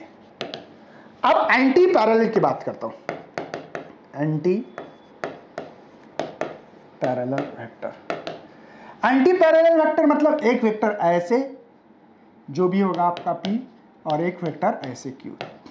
मतलब पता तो लगा ना, theta is equal to 180, cos 180 होता है भाई -1, पता है आपको, -1।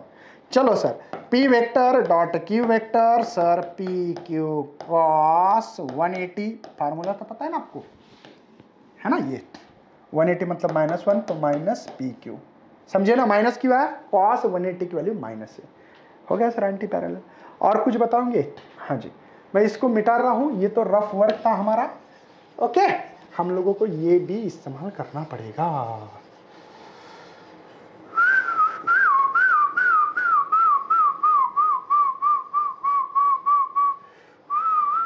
चलो हाँ जी, क्या बोलेंगे बुलाओ? एंटी पैरेलल हो गया, ये हो गया। अब परपेंडिकुलर वाली केस लेते हैं। क्या बेटा? परपेंडी, है ना, मतलब क्या है, एक वेक्टर ऐसा है P वेक्टर होगा, और ये Q वेक्टर ऐसा होगा। दोनों में एंगल कितना बेटा? Theta is equal to 90। तो क्या लिखोगे? Theta is equal to 90। Cos 90 क्या होता है पता है आपको? 0। फार्मूला तो ऊपर ही लिखा है, P vector dot Q vector PQ multiply 0, तो आंसर क्या मिलता है? अगर परपेंडिकुलर रहा तो 0 मिलता है। ओके, पहला मैग्नीट्यूड ऑफ 2 वेक्टर मिलता था, बाद में मैग्नीट्यूड ऑफ 2 वेक्टर का प्रोडक्ट है लेकिन माइनस था, अब 0 है। मतलब सर, मतलब बेटा मैं ये बता रहा हूं, ये X Y Z axis perpendicular है एक दूसरे को, दिखती नहीं लेकिन होती है भैया, एक इधर है, एक इधर है, और एक इधर, ऐसे म्यूचुअली परपेंडिकुलर होती है, ठीक है ना। तो इसीलिए आई के साथ अगर जे रहा, देखो इसको आई यूनिट वेक्टर बोले, हाँ सर, इसको जे बोले, हाँ सर, ये के है, हाँ, आई के साथ जे, जे के साथ के, और के साथ आई हो, तो जवाब 0 मिलेगा। कब बेटा? म्यूचुअली परपेंडिकुलर रहा तो, म्यूचुअली परपेंडिकुलर रहा तो। मैं जानबूझकर इसको अलग मार्कर से लिख के दे रहा हूं, मोस्ट इंपॉर्टेंट पॉइंट है, मोस्ट इंपॉर्टेंट पॉइंट है, ये आपको बहुत जगह पे काम आने वाला है। जैसे कि ये केसेस बहुत इंपॉर्टेंट है इसलिए बता रहा था भाई, वो ज्यादा थी इंपॉर्टेंट। अब देखो अगर इटसेल्फ रहा, मतलब P वेक्टर रहा एक ये, और उसी के पैरेलल में या इसी के ऊपर दूसरा एक वेक्टर Q वेक्टर रहा, मतलब P के बराबर Q, P के बराबर Q रहा, तो प्रॉब्लम क्या है बेटा? P vector dot Q vector का फार्मूला है PQ cos थीटा। अब थीटा कितना है? 0 है, cos 0 क्या होता है? 1। तो लिखो sir P vector dot Q vector रहा, तो ये p, p की जगह पे q लिखो या p ही लिखो, ये 1 है बेटा, तो आंसर क्या मिल रहा है, p vector dot q vector रहा। तो p वेक्टर्स यहाँ पे p का स्क्वायर या q का स्क्वायर मिल सकता है, मैग्नीट्यूड का स्क्वायर होता है, मैग्नीट्यूड का स्क्वायर होता है। चलो आगे बढ़ते हैं। Scalar product express in the term of rectangle component. अब ये रेक्टेंगल कंपोनेंट क्या होता है बेटा, देखो यार मैंने एक चीज यहां पे जा रही है ऐसे 3D पता है आपको, 3 डायमेंशन लेते हैं, तो ये चीज जा रही है, मतलब ये along the X axis, Y axis और ये जेड एक्सिस भी जा रही है। तीनों कंपोनेंट लेंगे, कैसे लेंगे, तीनों कंपोनेंट लेंगे। तो उस हिसाब से हम लोग करने वाले, अभी आगे बढ़ता हूं। मतलब p वेक्टर तो है मेरे पास, देखो p वेक्टर तो है, लेकिन ये अलॉन्ग द एक्स एक्सिस है बेटा, अलॉन्ग द वाई एक्सिस है ये j unit vector, along the z axis है k यूनिट वेक्टर। वैसे q वेक्टर है along the x axis, along the y axis और अलॉन्ग द z एक्सिस। बात समझ में आ रही है, एक्स वाई जेड तीनों एक्सिस से रेक्टेंगल कंपोनेंट मिलने वाले, बहुत इजी और सिंपल है, टेंशन मत लीजिएगा। चलो मुझे प्रोडक्ट करके देखना है, कैसे करोगे यार, p vector dot q vector. चलिए तो p वेक्टर है पी एक्स आई यूनिट वेक्टर, पी वाई जे यूनिट वेक्टर, पी जेड के यूनिट वेक्टर, है ना। इसका डॉट प्रोडक्ट, देखो डॉट लिखा है मैंने, ना नहीं दिख रहा है तो बताना है बेटा कि दिख रहा नहीं बोल के। आई यूनिट वेक्टर, जे यूनिट वेक्टर, के जेड के यूनिट वेक्टर। अब क्या करोगे, थोड़ा सा प्रोसेस है, बाकी कुछ नहीं। अब पहला टर्म दूसरा ब्रैकेट, दूसरी टर्म दूसरा ब्रैकेट, तीसरी टर्म तीसरा ब्रैकेट। तो इस हिसाब से पी एक्स आई यूनिट वेक्टर, फटाक से यहाँ पे क्यू एक्स आई यूनिट वेक्टर, क्यू वाई जे यूनिट वेक्टर, क्यू जेड के unit vector plus P Y दूसरा टर्म दूसरी bracket, bracket same, bracket change करना नहीं है, थोड़ा सा फास्ट लिखूंगा मैं यहाँ पे तो समझना है कि सेम ही इसलिए लिख रहा हूँ, और पी जेड के यूनिट वेक्टर है, ब्रैकेट वही है, ब्रैकेट चेंज करना है क्या, नहीं करना है। अब ये प्रोसेस है, करना पड़ती है, नहीं तो मैं तो बिल्कुल यहाँ पे भाग सकता हूँ भैया, ठीक है ना, भाग सकता हूँ मतलब फटाक से लिख सकता हूँ। चलिए अब देखो मल्टीप्लिकेशन चालू करो, P X Q X, unit vector को ब्रैकेट में लिखो, थोड़ा सा उधर लिखना चाहिए क्या, हाँ मैं एक काम करता हूँ भैया, यहाँ ना लिखते हुए उस साइड पे लिखता हूँ थोड़ा सा, ठीक है, ताकि समझने में दिक्कत ना आ जाए। ओके देखो यहाँ पे ये p वेक्टर है q वेक्टर है, चलो ब्रैकेट सॉल्व करके लो, P X Q X unit vector बेटा i dot I plus P X Q Y, ध्यान दे बेटा P X Q Y I unit vector है डॉट जे यूनिट वेक्टर है, पी एक्स क्यू जेड, देखो P X Q Z I unit vector है और ये के यूनिट वेक्टर है, समझे। दूसरा ब्रैकेट सॉल्व कर रहा हूं, plus P Y Q X, यहाँ पे जे यूनिट वेक्टर और यहाँ पे इसका आई यूनिट वेक्टर है, पी वाई क्यू वाई, यहाँ पे जे यूनिट वेक्टर है और ये भी जे यूनिट वेक्टर है, plus P Y Q Z, यहाँ पे मेरा जे यूनिट वेक्टर है डॉट के यूनिट वेक्टर है, ठीक है ना।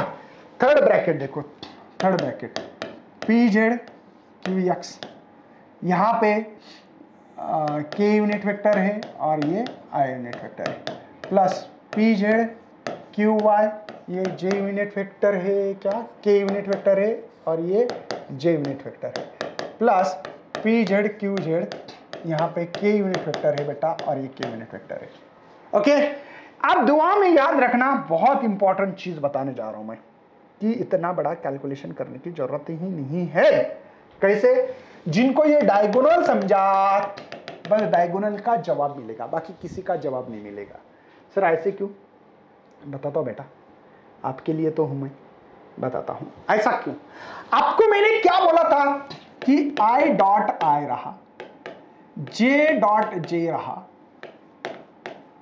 और के डॉट के रहा, इसका ही आंसर ओनली, सॉरी इसका ही आंसर ओनली 1 मिलता है, ओनली 1 मिलता है।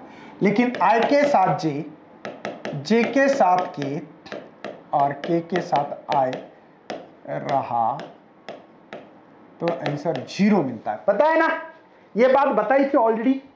इसीलिए देखो आई के साथ आई, जे के साथ जे, के साथ के, इनका ही जवाब मिलने वाला है, बाकी लोगों का जवाब ना बोल रहा है ना। तो सिंपल सी बात है कि पी वेक्टर क्यू वेक्टर, यहां पे पी एक्स क्यू एक्स है ना, P Y Q Y, P Z Q Z, इनका ही जवाब मिलता है, बाकी लोगों का जवाब नहीं मिलता है। अरे हाँ, P X Q X, I unit vector, I dot I 1 answer है, इसलिए 1 को मल्टीप्लाई करने से कोई फायदा नहीं है।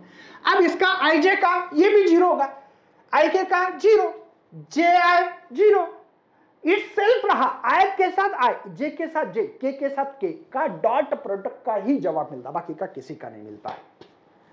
इसीलिए बेटा मैंने डायगोनल निकाला था, इसके जवाब मिलेंगे, बाकी के नहीं मिलेंगे। देखो इसका मिलता है, जे के क्या नहीं मिलता है सर, के आई का नहीं मिलता है, के जे का 0 आंसर है, इसका के डॉट के का ही आंसर मिलता है, और वो 1 वैल्यू 1 से मल्टीप्लाई करने से वही मिलने वाला है। अभी लास्ट और फास्ट लेंगे बेटा, और वेक्टर प्रोडक्ट और क्रॉस प्रोडक्ट, ये थोड़ा सा पढ़ना जरूरी है, चैप्टर को एंड अप कर रहे हैं। देखो यार, वेक्टर प्रोडक्ट में एक बात याद रखनी है, अगर आपके पास ये पी वेक्टर रहा और ये क्यू रहा, ध्यान से देखिए बेटा, तो क्या करना, राइट हैंड रूल, देखो ये राइट हैंड है, ये है मेरा पी, ये है क्यू, जो थमाएगा उसका प्रोडक्ट मिलेगा, उसका डायरेक्शन मिलेगा बेटा। पहले स्केलर प्रोडक्ट में हम लोग डायरेक्शन नहीं दिखा देते, और यही यूनिट वेक्टर होगा। मतलब देखो ये एक्चुअल में ऐसा है, दिख रहा नहीं है, ऐसा है बेटा ये। अब मैं बोर्ड के अंदर तो ऐसे नहीं बाहर नहीं निकाल सकता हूं ना, इसलिए P क्रॉस क्यू, देखो P क्रॉस क्यू, ऊपर ऊपर मतलब ये जो दिख रहा है क्या, आर यूनिट वेक्टर बेटा, ये आर यूनिट वेक्टर है, ओके, ये यूनिट वेक्टर है आपका।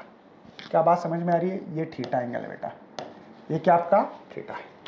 क्या मेरी बात समझ में आ रही है? मतलब आप लोग कैसे लिखोगे इसको कि P वेक्टर क्रॉस की वेक्टर रहा तो मुझे R मिलेगा। बात समझ में आ रही है? ओके, यूनिट वेक्टर का डायरेक्शन हमको पता होना चाहिए, P थंब के डायरेक्शन होता है रिजल्टेंट P क्रॉस Q। अब देखो अगर ऐसा रहता तो सर, जैसे कि अगर आपका मुझे ये Q वेक्टर, इसको Q बोला इसको P, अगर Q क्रॉस P लेना है तो नीचे वेक्टर का डायरेक्शन आ रहा है, यूनिट वेक्टर नीचे आ रहा है। देखो Q, ये Q है, दिख रहा है, ये P है, Q क्रॉस P। मतलब ध्यान रखिएगा कि अगर ये मेरा Q रहता और यहाँ पे ये P रहता तो मुझे Q से P जाना है, तो बेटा ध्यान रखना, इसको R ही बोलो, उन्होंने बोला होगा कुछ, R ही बोल रहा हूं हम लोग, तो इसको Q क्रॉस P। बात समझ में आ रही? मतलब P क्रॉस Q को सर हम Q क्रॉस P लिख सकते हैं क्या? नहीं, क्यों? डायरेक्शन में फर्क आता है। स्केलर में लिख सकते थे हम लोग कम्युनिटी लॉ को ओबे कर सकते थे, यहां कर सकते हैं क्या? नहीं, क्योंकि डायरेक्शन चेंज होता है। यहां पे P क्रॉस Q ऊपर आ रहा है सर, देखो P, देखो ये आपका P है, ये Q है, ब्लैक कलर का मार्कर ऊपर आ रहा है, देखो डायरेक्शन ऊपर है, लेकिन Q से P जाओगे तो डायरेक्शन नीचे आ रहा है, तो डायरेक्शन चेंज हो रहा है ना, तो नहीं चलेगा। इसलिए कम्युनिटी लॉ हम लोग वेक्टर प्रोडक्ट में नहीं लगाते बेटा। इसकी डिफाइन होनी चाहिए थी, यहाँ पे नहीं दी वाली है, मैं बता देता हूं, डोंट वरी, ठीक है ना।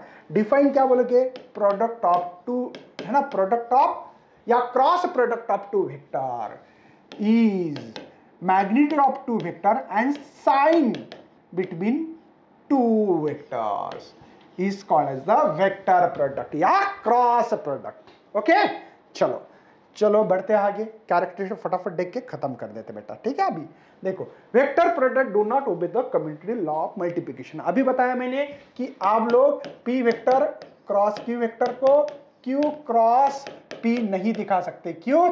डायरेक्शन में फर्क होता है।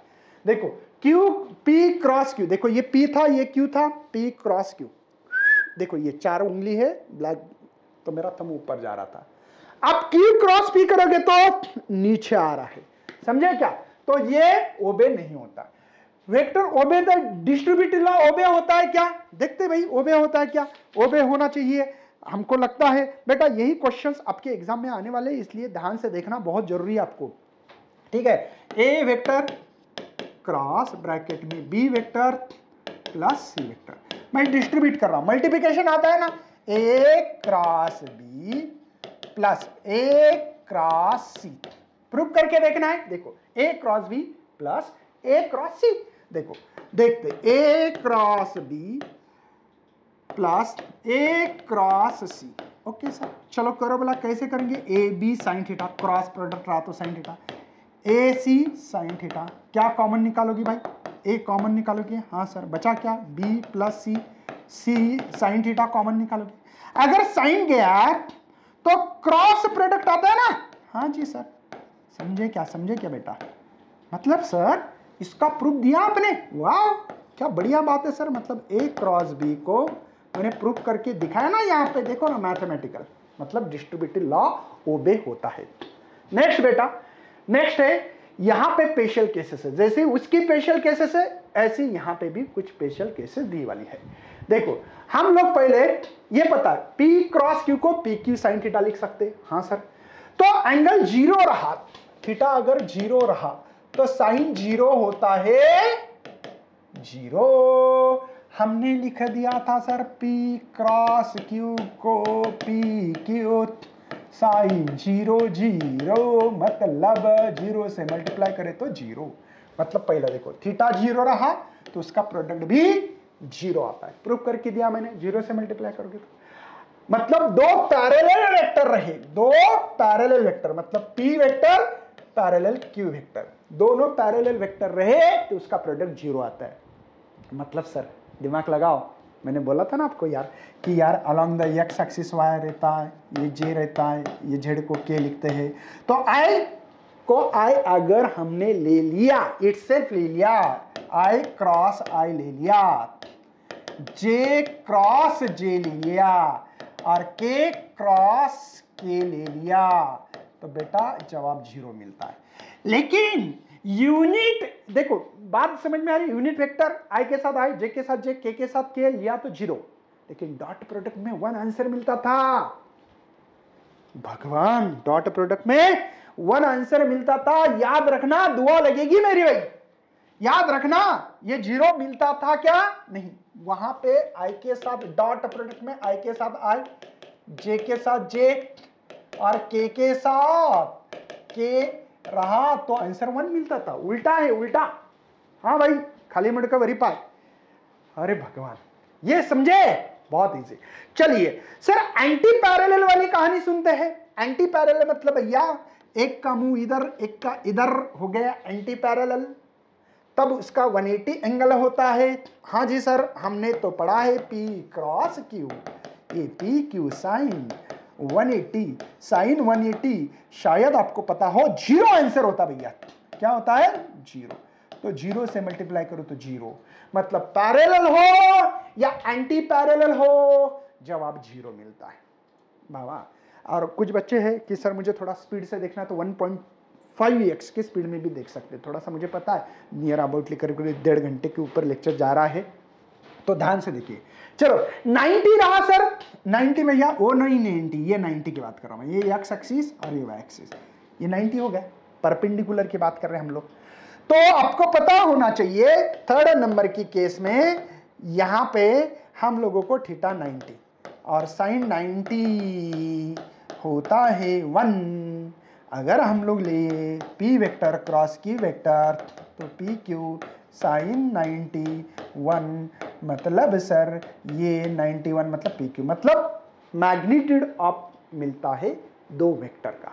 ओके ये केसेस है। ओके चलो आगे बढ़ते हैं, आगे बढ़ते हैं भाई। हाँ ये देखो मैंने बोला ना आई के साथ आई, जे के साथ जे, के साथ के जीरो, तो इट सेल्फ रहा तो जीरो वही होगी, पहली प्रॉपर्टीज मैंने एक्सप्लेन करके दिए। ओके हाँ उसके बाद में और एक बाकी है भाई, और एक बाकी है, हाँ यहां पे और एक निकाल के देता हूं, और एक चीज निकाल के दूंगा, ये ध्यान में रखना भैया। देखो आपके पास ये यक्स है, ठीक है इसको यक्स बोलते हैं, यक्स है, ये वाई है और ये जेड एक्सिस है, ये आई यूनिट वेक्टर है, ये जे यूनिट वेक्टर है और ये के यूनिट वेक्टर है। देखो अगर मैग्नीट्यूड सॉरी परपेंडिकुलर है तीनों एक्चुअल में, एक ऐसा है और एक पेन दिखाओ सर, और एक ऐसा भी है, म्यूचुअली परपेंडिकुलर है। देखो इसको ये परपेंडी 90 एंगल है, इसका 90 एंगल है, इसका और इसका भी 90 एंगल है, कोई टेंशन ही नहीं भाई, तीनों का 90 है ना, म्यूचुअली परपेंडिकुलर रहे तो हम लोग कर सकते आई के साथ जे रहा तो के लिखना है। अगर आप लोग एंटी क्लॉकवाईज जा रहे हो तो देखो ये घडीची उलटी दिशा त्याला अँटी क्लॉकवाईज म्हणतात भावड्या। सर अँटी क्लॉक, एका जणांनी कॉमेंटच केला मला, सर अँटी क्लॉकवाईज कशाला म्हणतात? म्हणलं भाऊ तुझा ॲड्रेस दे मला, मी तुझ्या घरी येतो आणि नंतर मी तुला चांगलं सांगतो की अँटी क्लॉकवाईज म्हणजे काय असते। अरे बाबा लक्ष देत जा, शिका जरा असं काहीतरी, काही प्रश्न विचारत जाऊ नका। हा बाबा गुगल आहे, गुगलवर बघ ना अँटी क्लॉकवाईज, नाही समजत तर कशाला तमाशा मांडतो काही कळत नाही मला। हाँ चलो एंटी क्लॉक, देखो आई के साथ जे रहा तो थर्ड वाला लेना के, देखो आई जे लिया तो के लिया, अब जे के ले रहा हूं, अब जे क्रॉस के लेना है। देखो जे क्रॉस के तो सामने वाला कौन सा आएगा? के, ठीक है। अब के आई लेना है, के आई लेना है, के आई थर्ड कौन सा है? जे। क्या मेरी बात समझ में आ रही बेटा? कहां से लाया सर ये? अरे बाबा आत्ताच से शिकवलं ना, ये पी है, ये पी बताया था है ना, ये क्यू है आपका वेक्टर। तो थर्ड जो है परपेंडिकुलर उसका प्रोडक्ट होता है ना, तो वही तो बोलना था ना भाई। देखो ना ये है पी, ये क्यू, तो थर्ड वेक्टर मिल रहा है, ऐसा है ना। देखना ये एक्स है, वाई है, जेड है। देखो ये देखो एक्स वाई मतलब आई जे, देखो एंटी क्लॉक चला आई जे, ये एक्स है ये वाई, आई जे ये क्या है? एक्चुअली ये ऐसा है ना, मेरी बात तो समझ में आ रही है ना। ये एक्स से वाई जा रहा हूं तो जेड मिलेगा। देखो एक्स से आई जे तो के मिल रहा है, देखो आई मतलब कौन सा है? जे, ये के मिल रहा है। और देखो आई जे के मिलेगा, जे के आई मिलेगा, ऐसा रहता है। ये परपेंडिकुलर वाला थर्ड वही है, वेक्टर प्रोडक्ट ही है, ठीक है ना। लेकिन उल्टा एंटी क्लॉकवाइज लोगे सर, मार्कर अलग इस्तेमाल करो ताकि पता लगे सर हम लोगों को। देखो बेटा मैंने क्या बोला कि यहाँ पे उल्टा जाना सीखो भैया, या इसी का उल्टा भी ले सकते हैं, जैसे उल्टा जा सकते हैं, इसको थोड़ा सा ऐसे लेना पड़ेगा हम लोगों को, है ना। देखो जे से आई जाओ सर, देखो इसी को उल्टा कर सकते हैं, जे से आई जाओ, देखो जे से आई गया तो माइनस के मिलेगा, क्योंकि आप लोग आप क्लॉक वाइज जा रहे हो। एंटी क्लॉक वाइज जाओगे तो प्लस, क्लॉक वाइज जाओगे माइनस जवाब लेना है, ठीक है। के आई देखो यहां से के आई जे लिखोगे ना, हाँ के जे सॉरी के जे लिखोगे माइनस आई होगा। यहां पे भी आई क्रॉस के उल्टा लिखो तो जवाब मिलेगा माइनस जे। इस बातों को याद रखना, क्योंकि अभी ये चैप्टर का एंड अप होने जा रहा है। कुछ बच्चे बोलेंगे सर कैलकुलस पार्ट जो है, जो हमारे लोगों को दिया गया इंट्रोडक्शन ऑफ कैलकुलस और डिफरेंशियल कैलकुलस, वो एग्जाम में आता नहीं है। फार्मूले बताऊंगा लेकिन मैं आपको कुछ थोड़े से, गॉट इट। चलो सर लास्ट और फास्ट करो बड़ा, बस हो गया सर, हम लोगों को भी खाना पीना कुछ रहता है सर। चलिए तो सबसे पहले यहां पे मैंने जैसे बोला था वैसे ही करना भैया। ये पी एक्स आई यूनिट वेक्टर, पी वाई जे यूनिट वेक्टर, और यहाँ पे पी जेड के यूनिट वेक्टर। ये एक्स के लिए, ये वाई के लिए, ये जेड के लिए क्या है भैया? ये के यूनिट वेक्टर। चलो sir cross product P cross Q, हाँ सर लिखो पी का क्या लिखा है? पी एक्स आई यूनिट वेक्टर, पी वाई जे यूनिट वेक्टर, पी जेड के यूनिट वेक्टर, क्रॉस प्रोडक्ट चलिए हमारा, डॉट नहीं क्रॉस चल भैया। यहां पे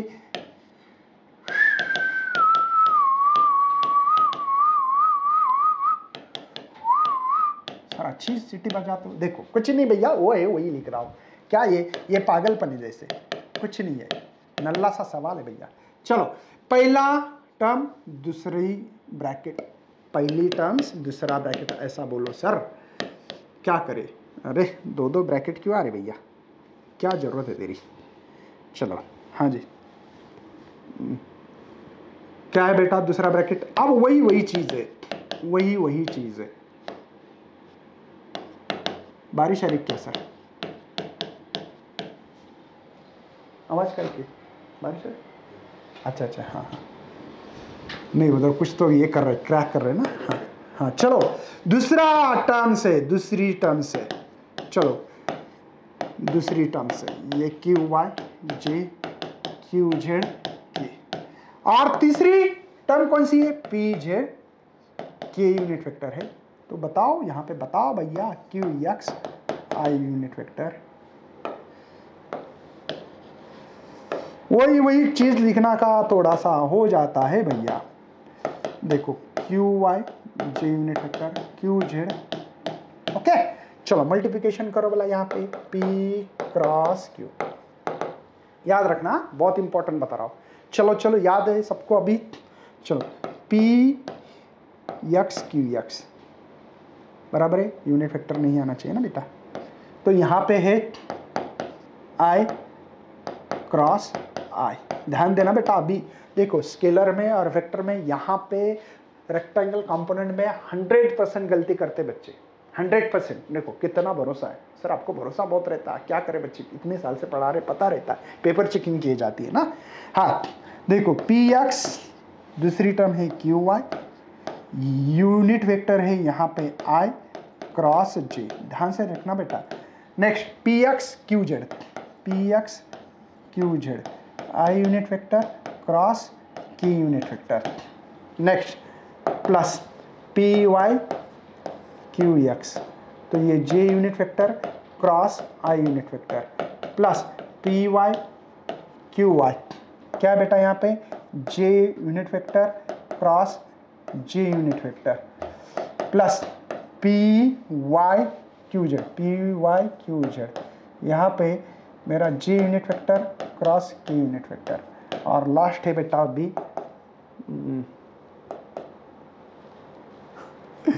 बहुत लिखना बहुत ही मुश्किल जा रहा है, क्या करें, थोड़ा सा इधर लिखूं।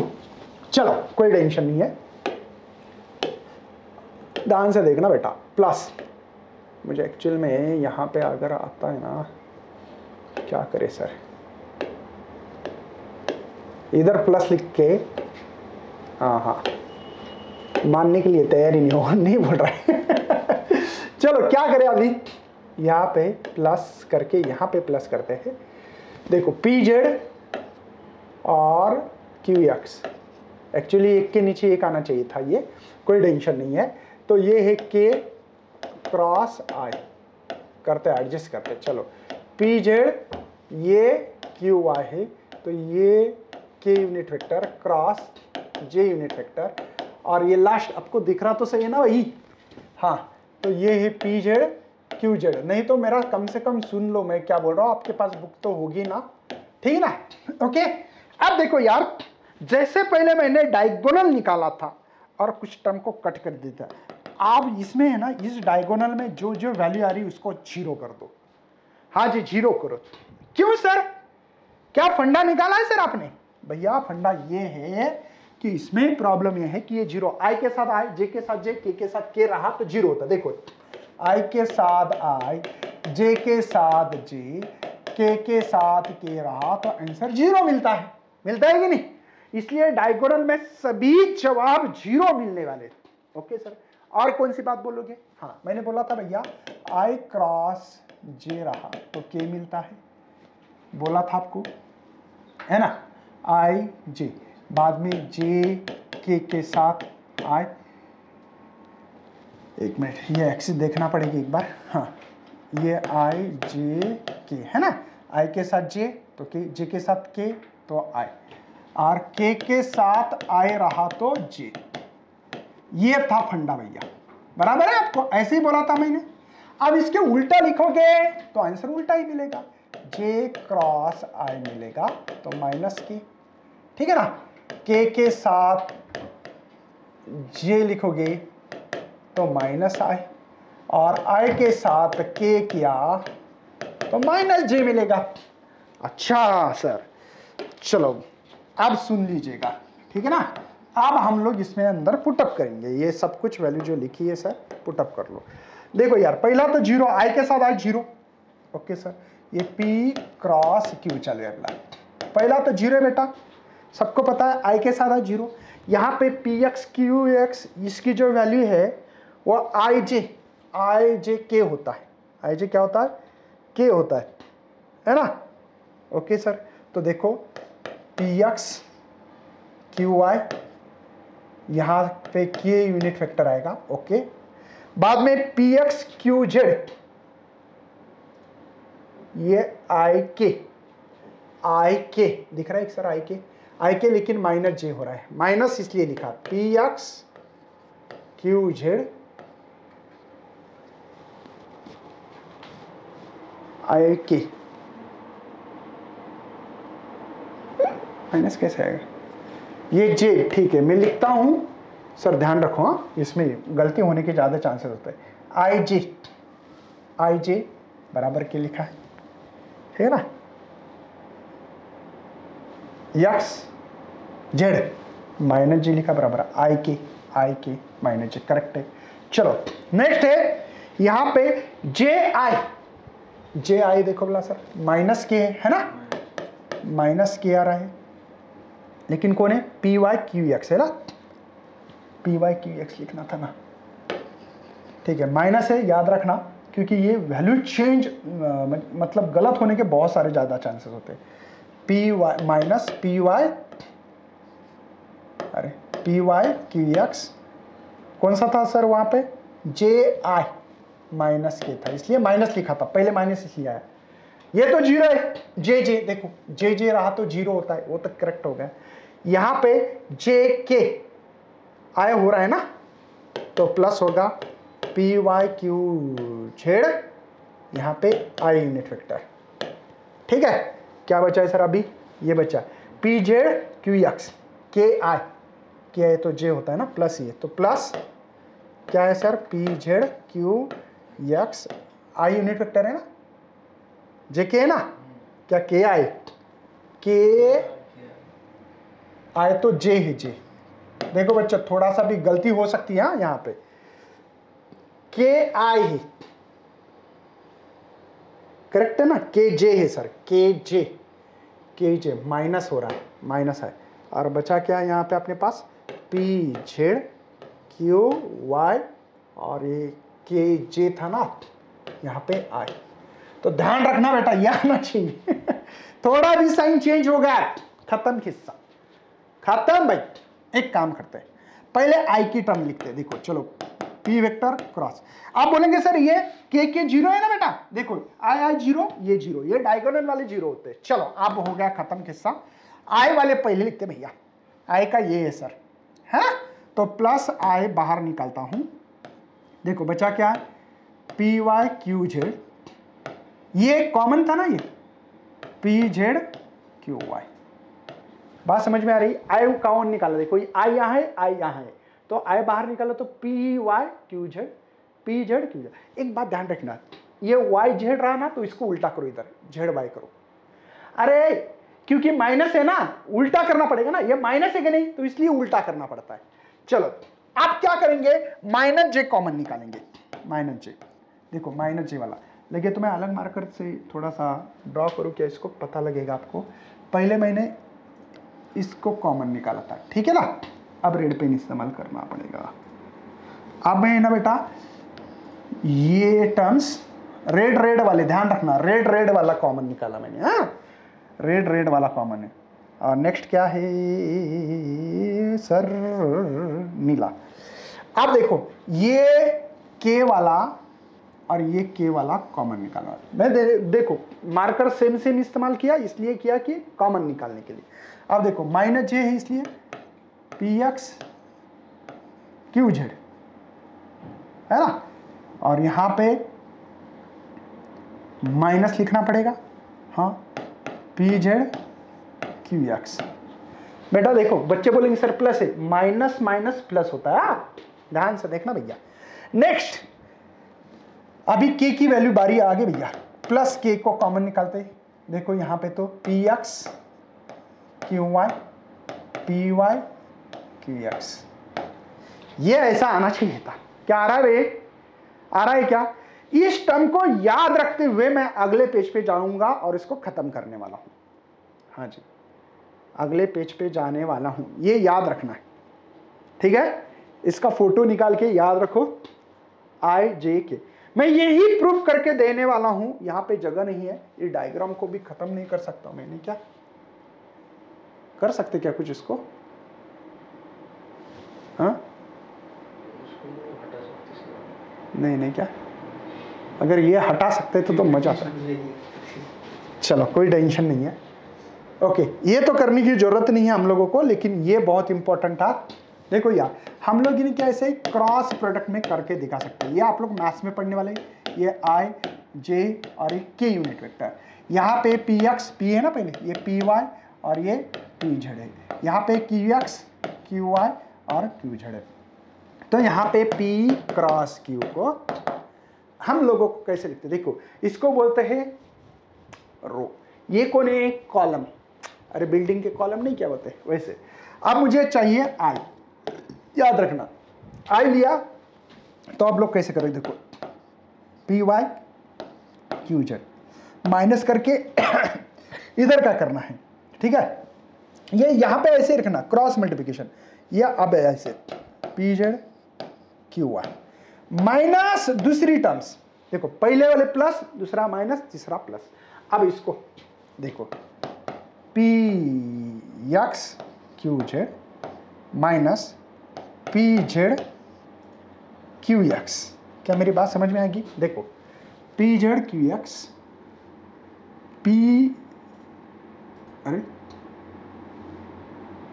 अच्छा मैंने ऐसे लिया क्या, ठीक है, हाँ P X Q Z, okay.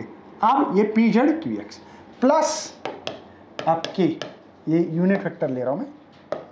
अब देखो के निकालना कैसे करोगे, बोलो पी एक्स क्यू वाई बराबर है answer minus P Y Q X. इस तरह से आप लोगों को पहले भी जो रेक्टेंगल कंपोनेंट है ये आप लोग रो और कॉलम में लेके भी कर सकते हैं। ये आपका मैथमेटिकल चैप्टर जो है मैथ्स का वेक्टर चैप्टर, उसमें पढ़ने के लिए मिलेगा। अब बच्चे पूछते हैं कि सर आप ये नहीं पढ़ाओगे, कैलकुलस वाला पार्ट? नहीं बेटा, बिल्कुल एग्जाम में नहीं आता है, लेकिन हम लोगों को कुछ ही पार्ट्स जो इंपॉर्टेंट है वो मैं लिख के देने वाला हूं थोड़ा सा आप लोगों को, ठीक है। अब देखो ये फार्मूले पूरे यूज नहीं होने वाले फिजिक्स में भाई साहब, ये ओनली आपके दिमाग को शांति मिलने के लिए जो इंपॉर्टेंट फार्मूले बता दूंगा मैं। सर कौन से इंपॉर्टेंट फार्मूले बता दो, थोड़ा सा हम लोगों को फ्रेश करो, ये फार्मूले देख के तो हमारा दिमाग खराब होता है सर। अच्छा करो, चलो कर देते भाई। देखो यार हम लोगों को मुझे लगता है जो है वो बताऊंगा, है ना यार। सबसे मेन आपका फार्मूला आपको यूज करना पहले नंबर का। सर ये फार्मूला थोड़ा सा समझा दो भला कैसे है। तो देखो यार, यहां पे अगर d अपॉन डी एक्स रहा, आपके पास एक वेरिएबल रहा 5⁻³ रहा, है ना। तो क्या करोगे, इस पावर को नीचे उतारना है, इसका डेरिवेटिव करना है मुझे, है ना। तो ये 5, इसका पावर 1 से कम करना, 2 करोगे मतलब 5, ये 3 × 5 का स्क्वायर 25, तो 75 नंबर आएगा डेरिवेटिव इसका, है ना। मतलब आपके पास x⁻n है, तो n को नीचे उतारो, x की पावर मतलब जो नंबर है जो आपका होगा वेरिएबल, ये वेरिएबल है नंबर, ये ऐसा नहीं होता है, बता रहा हूं मैं। वेरिएबल नंबर 5 है, समझो कंसीडर कर रहा हूं, तो 5 का क्यूब है, तो क्यूब को नीचे उतारो 3 को, और एक पावर कम करो, 3 का पावर 1 कम किया तो 2 होगा, खत्म किस्सा। दूसरी बात, हम लोगों को साइन का डेरिवेटिव होता है भैया कॉस, और कॉस का डेरिवेटिव होता है माइनस साइन। मुझे बताओ यार, पहले साइन होता है ना हमारे पास, बाद में कॉस होता है। अब साइन का कॉस इसलिए पॉजिटिव लिखा है, अब उल्टा जा रहे हो ना, कॉस से साइन जा रहे हो ना, तो इसलिए माइनस साइन लिखना पड़ रहा है मुझे। देखो साइन का कॉस है, करेक्ट, साइन के बाद कॉस टैन होता है, नाम तो सुना होगा कभी गलती से है ना। तो साइन का कॉस आना करेक्ट है, लेकिन कॉस से साइन करना है मतलब उल्टा जाना पड़ रहा है, इसलिए उल्टा करो बस। बाकी तो यूज नहीं करते, आपको करना है भैया, जो मैथमेटिक्स वाले स्टूडेंट है उनको करना पड़ेगा, ठीक है ना। फिजिक्स में तो इतना ही, बस 3 फार्मूले डिफरेंशियल के इस्तेमाल करेंगे हम लोग, और इंटीग्रेशन के जो फार्मूले है वो भी 3 है। सर अलग मारकर इस्तेमाल करो ताकि पता लगे हम लोगों को कि आप क्या पढ़ा रहे हो। देखो भाई साहब, पहला नंबर का ये फार्मूला, यहां पे एक एग्जांपल के तौर पे बताऊंगा, X raise to 2 into D X रहा तो X raise to 2 plus 1 divide by 2 plus 1 होगा तो एक्स क्यूब डिवाइड बाई 3 होगा। समझे कि इंटीग्रेशन कैसे करते हैं? जिनको नहीं आता है, नॉन मैथमेटिक्स वाले स्टूडेंट है, यहाँ पे वेरिएबल गिनना है। कितना है भैया? 1 2 ये 3 तो 3 जो पावर है वही नीचे लिखो, खत्म किस्सा। दूसरी बात, इंटीग्रेशन डिफरेंशियल में जो गड़बड़ करते हैं बच्चे उनके लिए, देखो यार साइन का कॉस हो रहा है, यहां पे साइन का कॉस हो रहा है लेकिन माइनस हो रहा है। मैं तो बोलता हूं एक डिफरेंशियल का याद रखो और इसका इंटीग्रेशन का उल्टा होता है, याद रखना। मतलब कॉस का माइनस, कॉस माइनस साइन है, यहां पे प्लस साइन है, बस 3 दूनी 6 फार्मूले मुझे लगता है कि ये याद रखना पड़ेगा, शायद आपको दुआ चाहिए तो चलो यार, अगर अच्छा लेक्चर लगा तो ज्यादा से ज्यादा शेयर करो अपने दोस्तों को और जितना हो सके सपोर्ट करो। हम लोग ज्यादा से ज्यादा आपको फर्स्ट टर्म के लिए हेल्प करने की कोशिश करते हैं। चलो bye and thanks for watching this video.